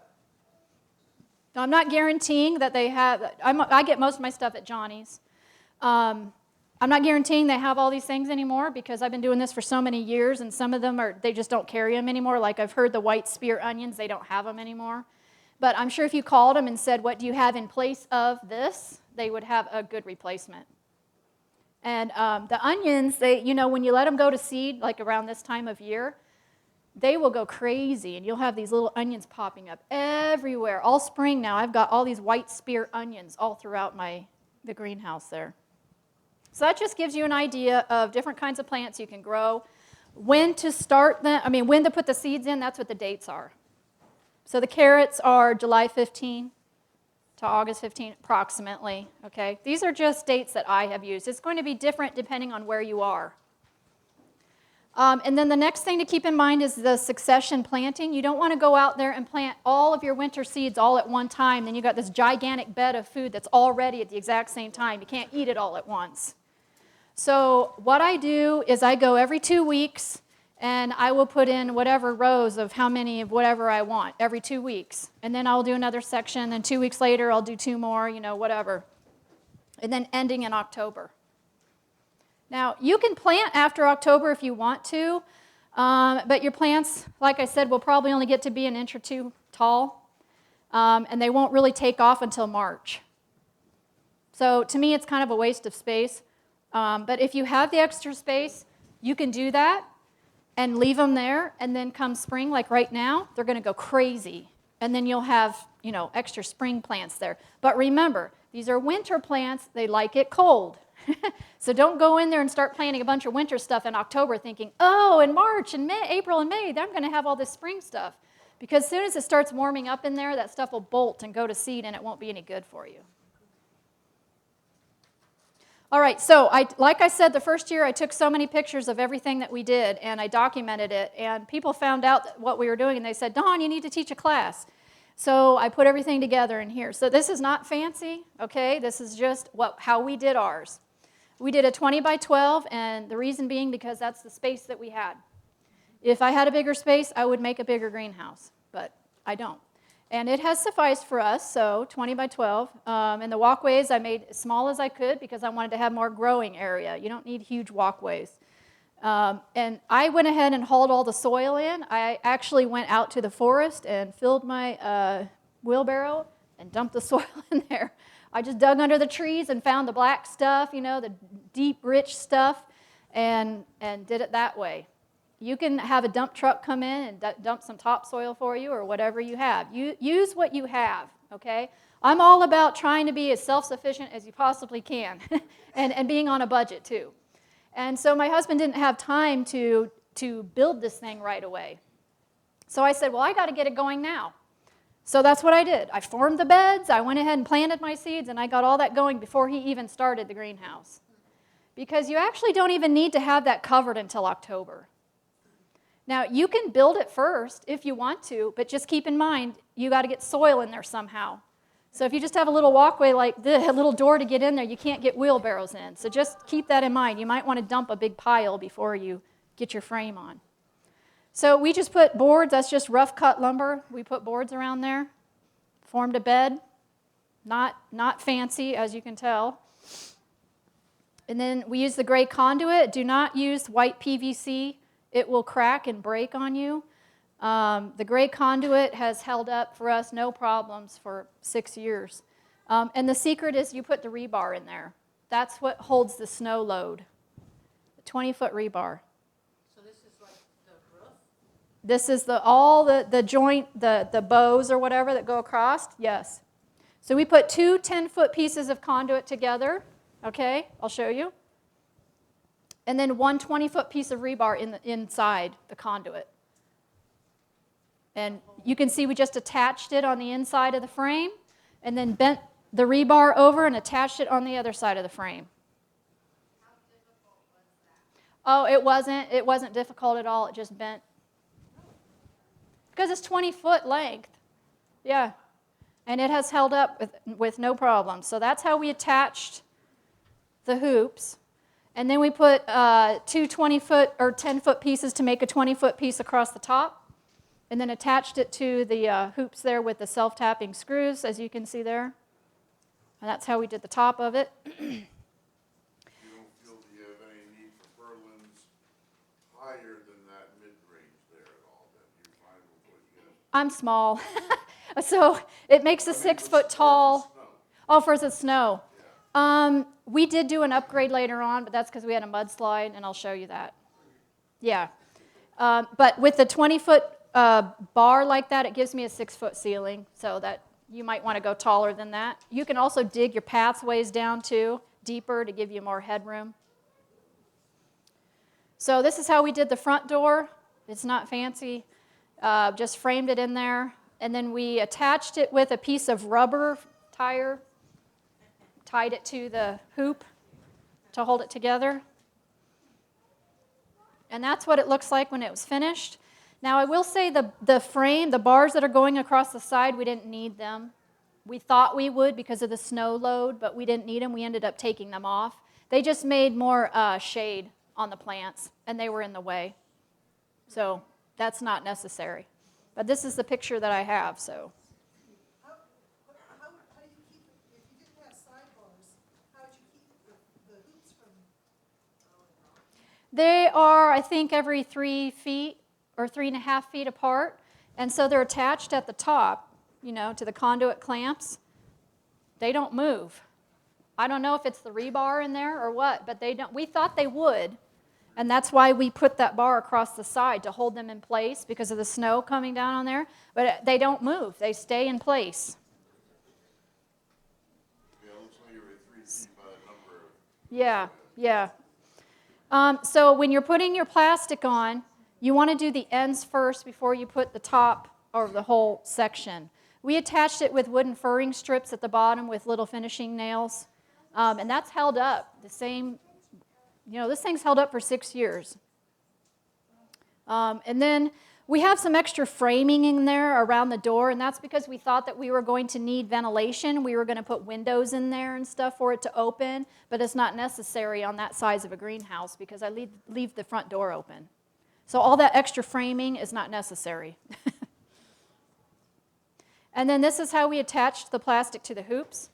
You can buy these plastic clamps, but this is just 1-inch water pipe that he cut and slit, down the center. And you just pull them apart like that. The rubber here gives it more friction and also protects the plastic from the sharp corners on here. The only thing I will say after 6 years, because ours has been up there for 6 years, this black, it soaks up the heat, obviously, and the sun. And it does kind of it discolors the plastic under it. And I am now starting to get like little holes underneath, or it's starting to kind of wear through there. And so somebody last week gave me the idea just to take these and paint them white. Spray paint this white and spray paint this white. So it might help, I don't know, but it's just an idea. Duct tape, yeah. They sell special plastic tape you can put on your plastic greenhouse, and I've been using that, so. And then this is how we finished off the other end of it. It's just called a half-moon vent. I think it's a French design, I'm not sure. We found it in his book. But those are just door hinges, and again, we covered it with rubber so that it wasn't, you don't want anything touching the plastic that's going to cause a hole, especially if it's moving like these joints here. And then it opens all the way if I want to. And what I did at first was I just tied a string to it and attached it to the bar at the top, and that way I could open and close it as far as I wanted to. And then I would go up there every day and open and close it. But now we have a vent on there, and I'll show you that. And then the last step is just to throw the plastic over the whole entire thing. What we did at first was we used a 20-foot PVC to roll it on, to roll it up and roll it down every day. And then we put the framing brackets on there to hold that PVC there, because if you don't have something holding that plastic there, your PVC, your pipe's going to fall down on the ground and roll away, and you're going to lose everything. So that just holds it in place. All right, so this is what we've done since then, and that's because we had a mudslide.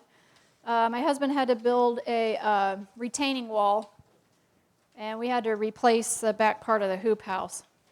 So anyway, we put some of that deer netting along the front of the greenhouse because I have it open and vented all the time, and the cats like to go in there, so that keeps the cats out. And then the automatic vent we attach to the venting window at the end of the greenhouse, and it opens and closes by itself, which is wonderful. I don't have to go up there every day now and do it. But that black pipe, or whatever, that black piece that's coming off has wax in it. So when it gets really hot in there, it melts and it forces it open. And then in the evening when it cools down, it closes it back up. And you can get those online. I think they're just automatic greenhouse vents or something like that. And you can use them on the windows that are on the top of the greenhouses too. You can also put them on your front door of your greenhouse, and it'll open it that way. And then the other improvement we did there was my husband went ahead and put a support beam across the top for my peace of mind, and because I wanted to string my plants up to something, and he put cross beams in there for me to have more rebar to string more plants on. So, but it lasted 4 years without that beam, and I know it would be fine without that. But I like to have that there to put my plants on. Yeah. Did you have to go out and move the snow every time it snowed? Yes, every time, not every time. But the most important thing is light for the winter plants. They need the light. It's not the heat, they need the light. So go out there in the morning if you had a good snow and get the snow off of there. You can use a broom inside. You can kind of brush it down like this, or you can go outside with a broom and kind of pull it down, and then shovel it away. Don't let there be a big, berm of snow 2 or 3, 4 feet tall on the outside of your greenhouse, because as the sun is just coming across the tops of the trees, it's going to hit that berm, and then your plants that are below that are not getting any light either. So take a snow blower, or make sure you're shoveling it far away from your greenhouse. Another improvement we did was we had the metal conduit for the roll-up handle, whatever. He put a handle on there. He drilled a hole in the elbow of that so that the handle actually goes in and out, so I don't have to go out there every day and try to clip it up. It actually goes in and out so that I can control how high I put it, and I just push the handle in against the frame of the greenhouse. And if that doesn't make sense, you can talk to me about that afterwards. And then we installed a fan just because I know from experience that if you don't have airflow in a greenhouse, you're going to have spider mites, number one, and aphids probably, number two. So that's just an old truck fan. It's hooked up to a solar panel. So it only runs when the sun is out, which is when I need it to run, when the sun hits the solar panel. And then I put a PVC watering system in there, and then the strings I put over the greenhouse like shoelaces, back and forth, back and forth, back and forth, with little eye screws in the frame. And I did that too, again, for my peace of mind, because we had a downburst one time, poof, and we didn't lose our plastic, but we had some clips fall off, pop off. And I was afraid I was going to lose my plastic, so that's why we did that. So that's the strings. The string was going like from one to the other? All the way across the greenhouse, and then back, and then back, and then over the top of the plastic. Yes, it holds the plastic, over the plastic, yeah. Like your shoelaces going back and forth. So it's Yeah. like a Mazarite, it's a nylon string or something? Yes, yep, some strong string that won't bust. Yeah, don't use twine or anything like that, no.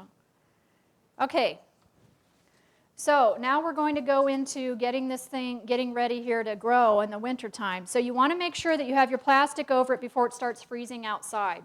It's going to be different for everybody. For me, it's around the middle of October. You know, you're done outside, everything's frozen, they probably already have snow. So get your plastic.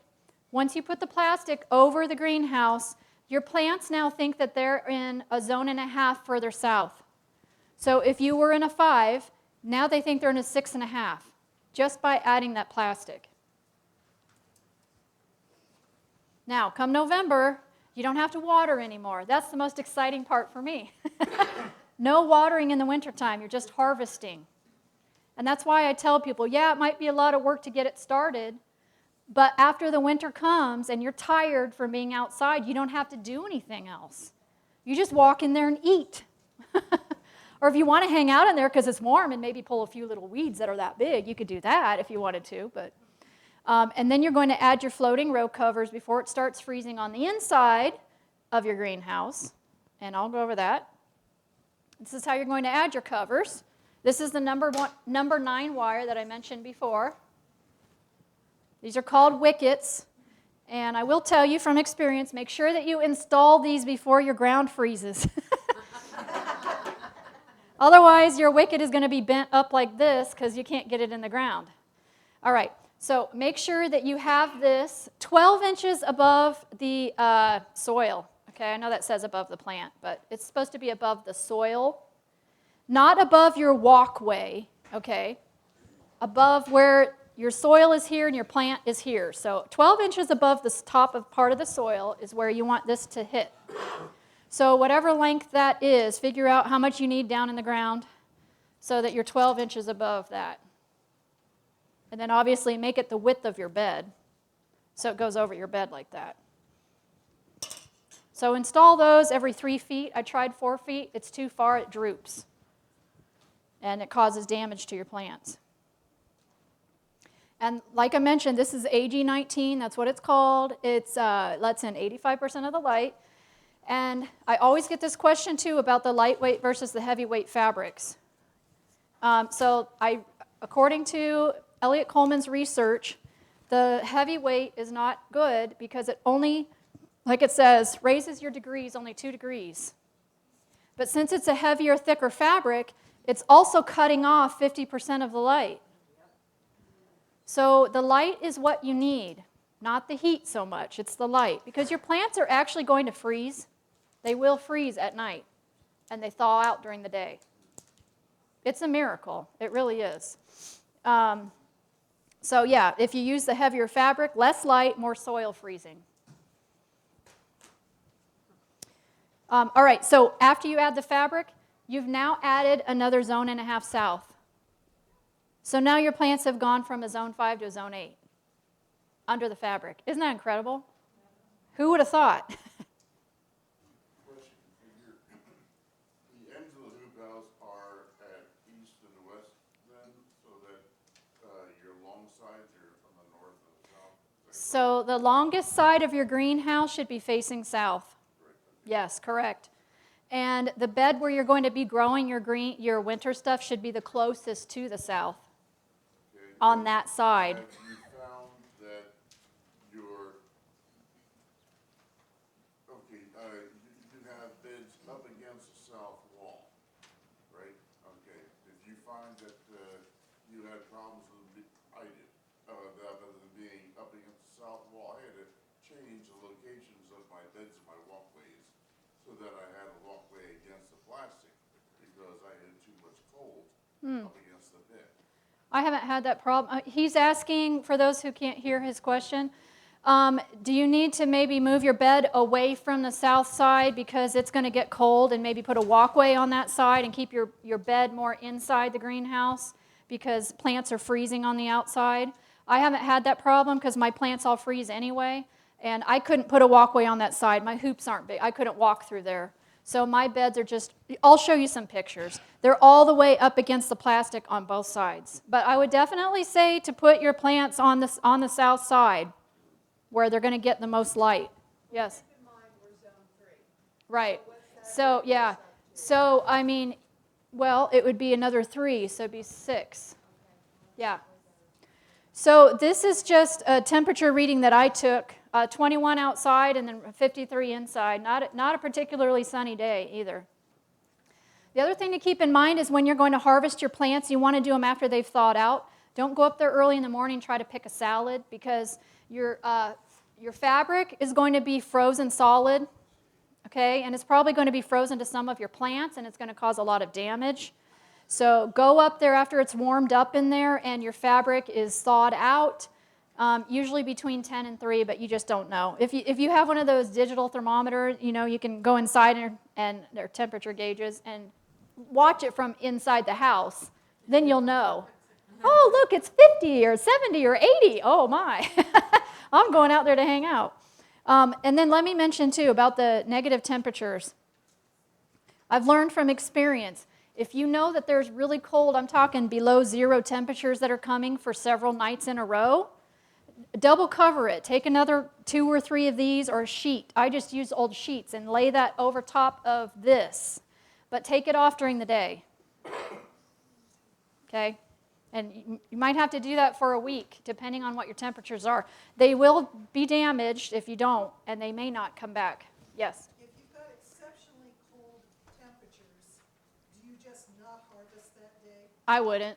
No, yeah, it's not worth it to me to go move everything. And usually, you know what, when I go up there and harvest, I'll harvest a big bunch of it at one time, and it'll last me for 2 or 3 weeks in the refrigerator, and then I don't have to go back up there for a while. Because sometimes I don't feel like fighting all the snow and all that to go up there, so I just harvest a bunch at one time. Well, I was thinking, because you said But- wait until the cover thawed out, I'm going, if it's not going to Right, thaw. right, exactly. If it's cold for a week or something and it's not heating up in there, just leave it alone. Leave the covers on even during the day. Yeah, just don't even mess with it. Yes? So you just kind of basically just ignore it unless you want something from it in the middle of the day? That's right. You don't have to do anything. Although I like, sometimes when I go up there, you know, in January and it's 80 degrees in there, actually you need to vent it because they don't like it warm. Open the door. But I like to go up there and just sit, and sometimes I'll just pull a few little weeds that might be that big just for fun because I'm itching to get out in the garden and it's warm in there. So as we mentioned before, make sure you keep the snow off. They need the light. However you need to do that, keep the snow off. That's just another temperature reading that we did there. These are, oh yes. You want me to go back? The plastic that you use for your hoop house, you got listed 6 mil. Mm-hmm. We're up in Priest as well. Would 10 mil make a difference? I don't know. I haven't looked into anything above a 6 mil, so I don't know. I'm used to you working with 10 mil. Oh, okay. Is that greenhouse plastic is 10 mil? That I don't know. I don't know if it goes that high. So I just, you get a clear It might not be as clear. Okay, so he's asking if you could use a 10 mil plastic on a greenhouse. My concern would be that the light's not going to get through it because I don't think it's clear greenhouse plastic. The reason why I asked that Maybe. is I got some friends back in Wisconsin that are off-grid homesteaders as well. Okay. And they just put up a great big greenhouse, and he went and used 10 mil as well. Okay. I'd be curious to know how that worked. I've never heard of to the 10 mil, but I suppose it might. I would be worried in the wintertime that the light may not get through it. I also get the question is double covers, double plastic. The downside to that is you have double the cost, and you also have to run a fan to keep air flowing between them, and then your outside one is going to wear out before the other one, and I haven't found it necessary for what I'm trying to do, so I haven't even looked into trying to do anything like that. These are temperature readings that Elliot Coleman took, I found in his book, and I just thought it was fascinating. And that's under the fabric. So if it's 28 outside, it's 70 in there, under the fabric, which I just think that's just really interesting. So what I do now is I'm going to go month to month and tell you how to use your greenhouse year-round.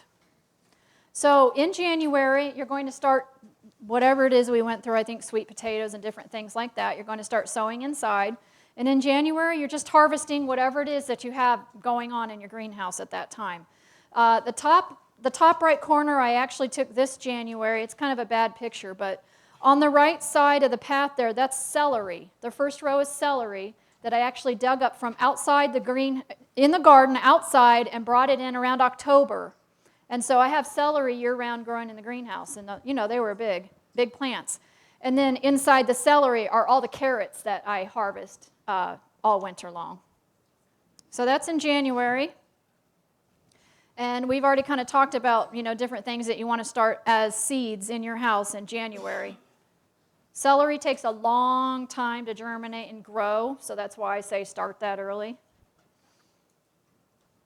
Just a sample of things that could be growing there in February. Oh, go back. Okay, yes. Are these on your handout? I'm not sure. Oh, they are? Not all of them? Okay, somebody else designed these handouts for me from my presentation, so I honestly I haven't even really looked at it. This is. If you go to my website, you can watch this whole presentation on YouTube. So in February, these are just a sample of some of the plants that are growing in there. And this is approximately what you might want to start once you get home in February if you're starting that, seeds. Okay? Now, I put this between February and March because you just don't know when you're going to remove your row covers. This was the first year when I took the entire greenhouse and planted nothing in there but winter stuff. I was very overwhelmed, but I didn't know any different, and I wanted to try all sorts of things. So like I mentioned before, if it starts getting warm in there, take the covers off of everything and open the doors. They don't like it warm. Okay, and then in March, same thing again. Keep it vented. Usually, my covers are off now. I took mine off at the end of February. You're going to take all your covers off, okay, around that time, end of February, March.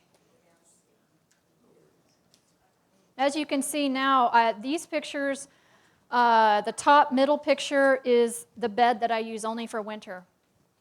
I only use one bed now because I figured out what I need. And the rest of the greenhouse, I like to keep it open to get ready for the next stuff that's coming out. And then here's things that you would start in March, approximately. So right now, you could be starting, your cabbages, your broccolis, things like that, peas. You can actually put peas in your greenhouse right now if you wanted to. I usually like to, I've already got some out there that are about that tall. That's because I started them a month ago. But you can put them out there now. You can start them in your house if you want to, and then put them out. But they like it cold. Peas and broccoli and things like that, they don't mind it. In fact, if you start your broccoli and your cabbages right now in the little seed trays, you can transplant them directly into your hoop house now. And then when your snow is melted and your garden is warmed up, whenever that is, put them outside. So April and May I combine together because it just depends on the year. But basically, you're harvesting, you're going to finish up harvesting your winter stuff. As you can see, that front bed there, that's all winter stuff. And then you're preparing your other beds to bring the stuff outside that you're growing in your sunny window. And by the way, you can use grow mats, and you can use grow lights. And if you're going to do that, you don't have to start as early as I do. Okay, so just keep that in mind. Yes, question? Is that insulation on the north side and those gutters that you have planted along that insulation? Oh, I don't have insulation in there. That is the retaining wall we had to build because we had a mudslide. So actually, what those are used. No, they're posts. They're guardrail posts. Yeah, well, I mean, Stacked on top of each other. looks like there's gutters on. Yeah, those are rain gutters. There's no insulation in those, just dirt. What are they attached to? The wall, the retaining wall there. What's the retaining wall made out of? Guardrail posts. Okay, so the pointer doesn't work here. These are guardrail posts stacked on top of each other. A wall. It's like a 3 or 4 foot wall. That's the back of the greenhouse now. We had mud. We had a slide. We had to do something a little bit different. So that's what we did. And then I put the rain gutters up there just to have extra growing space for lettuce and spinach. But I will tell you, it dries out extremely, extremely fast. So I don't really use them very much anymore. Yeah, I did the strawberries. Same thing, though. They just dried out. So in April and May, then you're bringing your transplants out. As you can see now, I've got all my peppers and tomatoes and eggplant are hardening off up there and getting ready to go into the ground. So if I had this whole thing planted with just winter stuff, see, I wouldn't be able to use it for other things, too. And now I've got in the middle there carrots and things growing. And then I will start in the greenhouse, just because I've lack of space, different things. I think there's zucchini there, and then my winter squash, because it's warm enough in there by now to do that. These are things that you would, like I just mentioned in the pots, the picture you just saw, melon, cucumber, squash. And I mentioned already about the beans. You can do your beans in there in April or May, and your corn. You can do all that in your greenhouse. In June, basically, your winter stuff is done. As you can see, it's just a mess. So keep a plant or two for seeds. And then you're already harvesting. You know, look, there's already a pepper growing in there. And zucchini and tomato and stuff. And still saving seed. We already talked about that, so we won't spend time on that. And then in July, so by now your winter bed, wherever you're going to do your winter plants, you've already cleaned it out. Okay, maybe add some more compost or whatever you're going to do, and let it rest for a month or so. Yes? I have a question on that. Use the same bed. What about, they talk about crop rotation. What do you do to use that same bed and maintain success? I don't.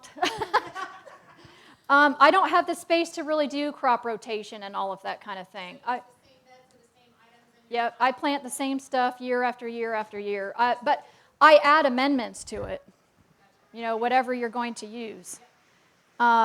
So the first year that I did this, I'm going to close this. I don't want it to blow that TV over. I saw it doing that. Okay. Would you catch it if it fell in your lap?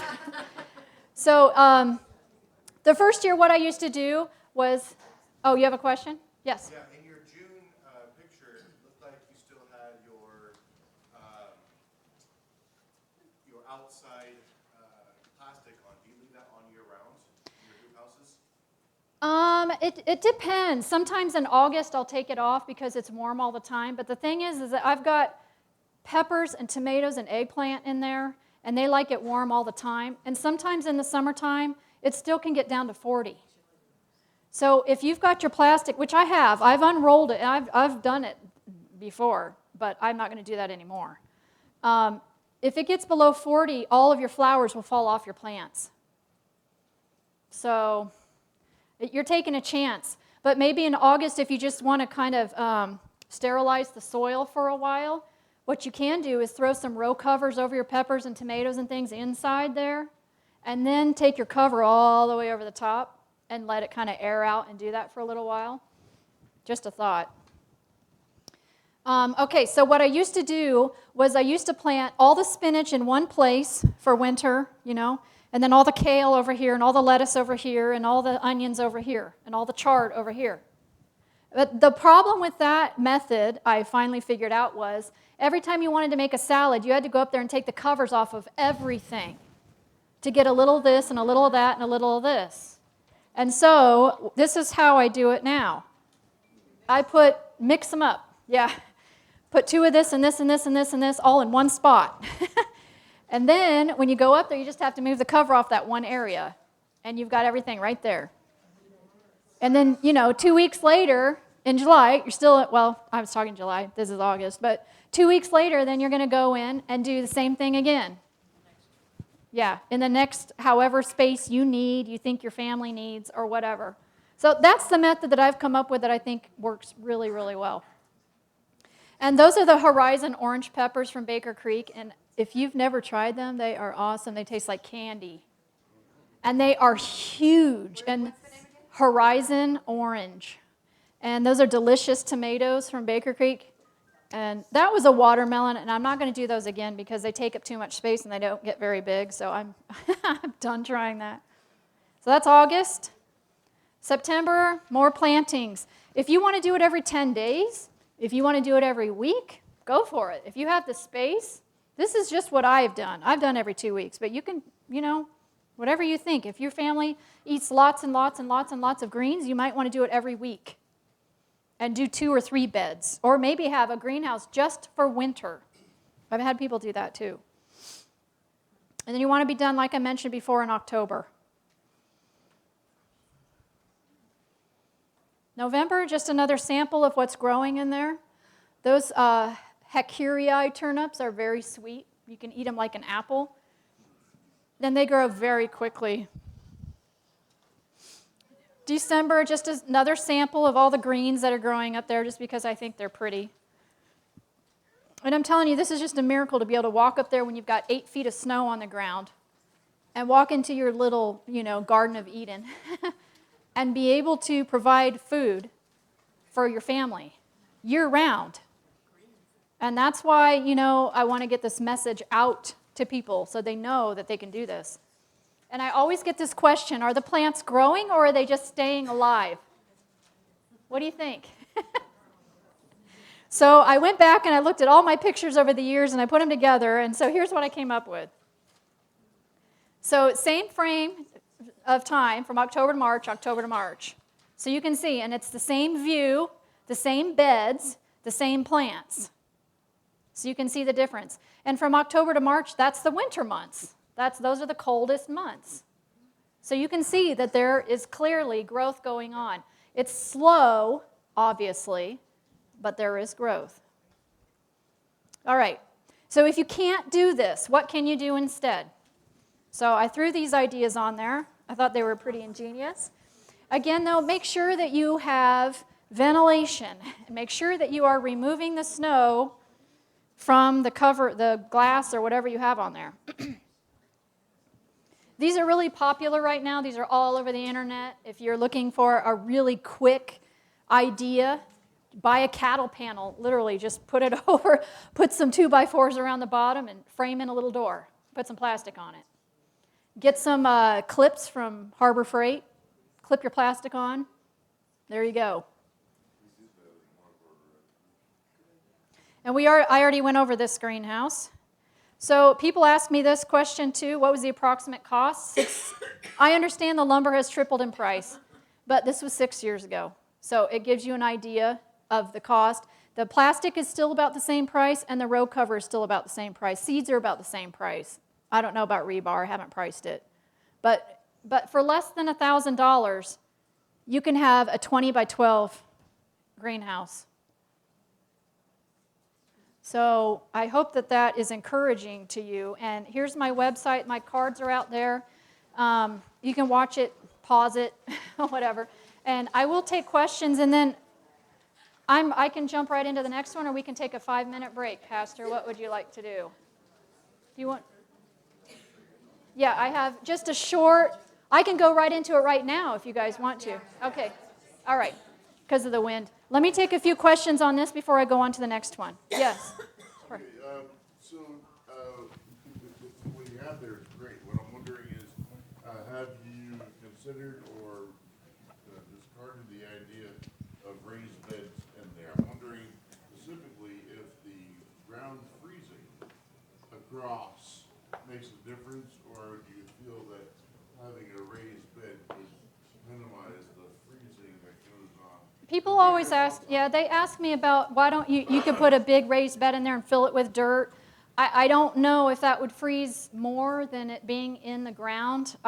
One advice I gave to somebody, maybe take that, that insulation, the foam insulation, and maybe put that around your beds to kind of help for the really colder climates. Also, with the surface of the growing up here, it's higher up, so it's warmer, and where you're walking now is similar to maybe True. trench Yeah, that's true. or down It would be warmer, but you're also not getting the insulation from the ground. Because under the covers, it does warm up that area too. Whereas if it's in a raised bed, it's not getting all the same insulation as the ground would. So I don't know. I told somebody, try it. If you're going to build a greenhouse, maybe put a few beds in there that are raised, and then put a few plants in the ground and see which one works the best for you. Because I understand it's hard to get down on the ground sometimes and get into beds and stuff. I know that. Yeah. There's another question right here. Are you familiar with Farmer's Friend greenhouses? Yes, I am. If the prices up there have tripled since 2016, they have a 14 by 50 greenhouse. I believe it's $885. Yeah, farmersfriend.com. If you buy 2 of them, they will ship them free. Okay, so if you buy 2 of those, you ship them free. I saw one on there for around $1,200. I don't remember the size, but the Gothic hoops, yeah. And farmersfriend.com. Yeah, they sell the whole greenhouse kit, the plastic and everything. My problem is they're just really long. They're like 50, 60 feet long, and I don't have the space. I would love to have something like that. Okay, any other? Yes? During the winter, when do you vent your greenhouse for temperatures inside? Well, sometimes in January. When I go in there and it's 70 degrees, I'll take the covers off the plants and I'll open the back door and the front sometimes. So typically around 70? Yeah. Okay. I mean, it just depends. Sometimes if it's 60, it's still 70 or 80 under the covers. Just depends on how much work you want to put into taking your covers off. Thank you. Yeah. Any other questions on the winter part? Okay. Well, I'm just going to jump into this. This is just a few minutes long because people have asked me to give a little talk about this. This is a book that was born out of my love for being outside and hiking and camping. And my friend and I said, we don't want to carry around books that are, this big and this thick with us. And we want something that is just for our area. And so that's how I came up with the idea for this book. And then I decided I wanted to put the medicinal properties in there too, so that when you're out and about, you know I've got whatever this problem is and I can look it up. And there's an index in the back now. And the reason why I put, this is the 3rd edition, and the reason why I did that was because I was camping with a friend who burned herself, and I'm looking in my book because I couldn't remember which is for burns that we have around here, and I found wild violets, but I had to look on every single page. So then I had this thought, put something in the back so burns are on page 5. So that's the difference between this one and the other ones. But anyway, and I always add my disclaimer, please use plants on your own. Not intended to diagnose or cure diseases. Use physician's care, and I'm not responsible for any injuries. Okay, anyway. So, plant, yeah, there's some out here, yeah. I do, I have them online, or you can send me a check if you want, because online you have to pay shipping. So there's different plant preparations, and these are kind of also, I want people to start thinking about being able to be more independent as far as taking care of your own health needs and helping other people too during whatever crisis is going on. So if you don't know these things already, you need to start learning. How do I make a poultice? What's a poultice? Basically, it's just a plant, either dried or fresh, with water, and you mash it up into a bunch of mush, and you put it on your burn or your bite or whatever it is. That's basically what a poultice is, okay? You need to know what that is. And teas, most people already know what teas are. And then tinctures. Tinctures are kind of like your cough syrups or things like that. Tinctures are made with either vodka or vegetable glycerin. If you don't use the alcohol, you can use the glycerin. The difference is that the alcohol will last forever and never go bad. Glycerin, you need to keep it in a cool place, and I don't know how long it'll last, a few years, I think. Yes, ma'am? I can't find vegetable glycerin anywhere. Where do I go to find? I got mine online. I don't know. I haven't looked in stores around, but soap-type making places I know sell it. So that's the difference between all these things, and you can study them or whatnot. But, if you're powdering a plant like this, plantain, it doesn't take up as much space in your cupboard. So I'm just going to go over a few things that are around your area here, I believe. The arrow leaf, good for burns, insect bites. You can grind it into a flour. You can eat it raw or cooked. Use the seeds for cooking oil. Cleavers are quite tasty if you haven't tried them yet. Again, raw or cooked. Use them as a tea for psoriasis. You can use it as a wash on your skin if you have really dry skin. And it's got a lot of vitamin C in it.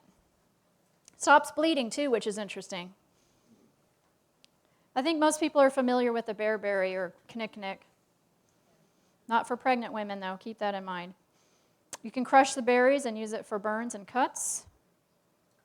Everybody knows what clover is. Most people don't know there's protein in clover, though. So what I've been encouraging people to do this spring and summer is go out, start finding some of these plants, especially clover and plantain, and dry them. You can dry them in a dehydrator. You can dry them in the back window of your car. You can hang them in a window, in your stove, whatever, your oven, and have them on hand. And then, look up, how am I going to use this plant? What can I use it for? I tell you what, the clover, personal experience, I burned myself a few weeks ago on the wood stove. I had a big hole in my thumb. It was a bad burn. I reached for aloe vera because that's what I've always used. And it didn't do anything, and it was stinging so bad. And then I looked in here, I said, what can I use that I already have? And I was like, burns. Oh, clover. So I got some clover out and mashed it up with some water, and I put it on there like a Band-Aid. And the pain was gone immediately. Immediately. I wrapped it up with saran wrap, my thumb, and put a glove on it that night. And in the morning, there's absolutely no swelling, no pinkness, no redness, nothing. And then I put pine sap on it. If you haven't heard about pine sap, you need to look into getting some pine sap. It will heal almost anything. And then I put some comfrey salve on it on top of that. Everybody knows about dandelions. But again, keep in mind, there's protein in dandelions, so that's good to know. Fireweed grows way up in the top of the mountains if you haven't seen it yet, but now you know you can eat it, raw or cooked. It'd be good for food poisoning if you're out camping and you're not feeling good, you can eat that. Knapweed grows everywhere where you don't want it to grow. But it's a good plant to have and to dry and have a jar of that too. You can make ointment out of it to heal wounds. Daisies, did you know you could eat these? Fiber and protein. You can make a salve with it. If there was only one plant that I would encourage you to get, it would be this one right here, plantain. Go out and get jars of it. Get jars. Dry it and fill jars with it is what I mean. I am just amazed the more research I do on this plant of what it will do. It heals all sorts of things. And in fact, it is so good. What I finally decided to do was I ground it up into a powder and keep it in a Ziploc bag with me all the time. Because if you ever have any kind of a burn or any kind of anything, you make a poultice with that and put it on whatever it is. And by the way, plantain does not grow way up in the mountains. So you want to keep that with you when you're out and about. Oh, I skipped one, sorry. I put this on there just because of the vitamin C. 500 milligrams per hip. The hips are what are attached to the plant after the leaves of the rose fall off. Okay, that's the hip. And they're sour, but might be worth eating for the nutrients. And the service berries are like blueberries. You can use them just like that. And if you wanted to, you can can them up just like this. These are service berries. Or dry them.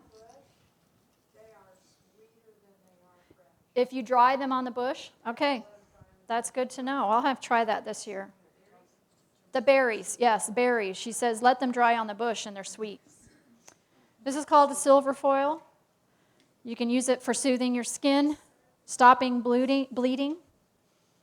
Stinging nettles are very, very nutritious for you. They taste kind of like spinach. I know there's a way that you can roll the leaves a certain way so that you don't get stung by the nettles when you eat it, but I'm not going to try that. You can just boil them or put them over a campfire and the needles fall off. You do it that way. Oh, yes, I'm sorry. Right. Right. Yep, and it does taste good, and it's very good for you.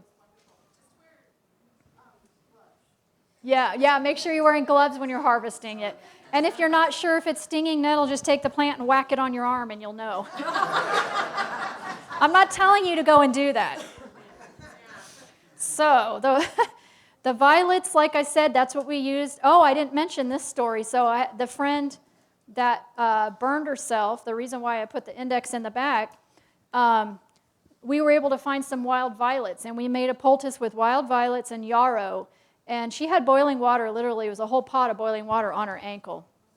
And she quickly ran and stumbled over into the creek, I should say, hobbled, and kept it cold until we could find what we were going to put on there. So we made that poultice, and we put it all over her foot and then wrapped an ace bandage around it. She had no pinkness, no redness in the morning, no swelling, no pain.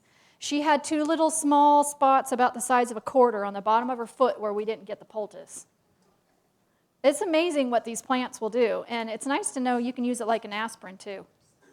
And these taste good. They're also edible, and they sell little tiny containers at stores for $5. Oh, wow, yeah. So they are edible. So grow those in your garden, and then you'll have food, and people won't even know that that's your food. They'll think, oh, what pretty violets, and you're thinking, oh, what great food. So these are just 2 plants that I like to throw in there because if you don't have these growing in your garden anywhere yet, you need to get them growing. You need to have comfrey. It will heal anything, calendula, and they come back every single year. Comfrey, I've heard, I don't know this yet because I'm new. I've only got 1 plant since last year, but it will take over your garden from what I've heard. So make sure you put it in a place where you don't mind it spreading out. And then dry it. And then collect the leaves before it starts to flower. The leaves, I've heard, are more medicinal that way before it starts flowering. So those are those. And like I said, you can get them online, but you're going to have to pay more because of the shipping. So they're on eBay. So that's the end of that.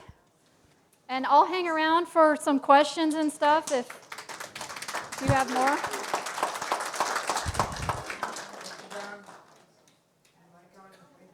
Appreciate it very much. As you noticed this afternoon. Can you hear me? There we go.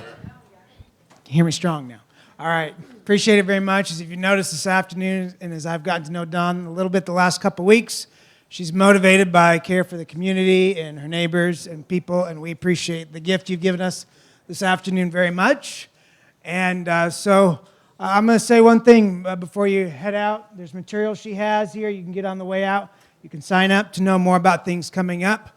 If any of you have ever read from the teachings of Jesus out of Matthew, Mark, Luke, or John, he said quite a bit about plants and gardening because our hearts, what we put in there is what we get out of them. So a garden doesn't happen by accident. It's with planting and preparation and weeding. So that's why we invite you back later this week. You've got that card. Take a look at it this Thursday night. In the last few months, I've seen God working in many people's lives, and some of us count ourselves out and think, well, that couldn't be me. But people that want hope and want to have faith, there's reasons that you can have to have that. And so we invite you back for that. Thank you, Don. Thank you. Yes. God bless Praise each the one Lord. of you. And I do pray over my garden a lot, so it's not just me doing the work.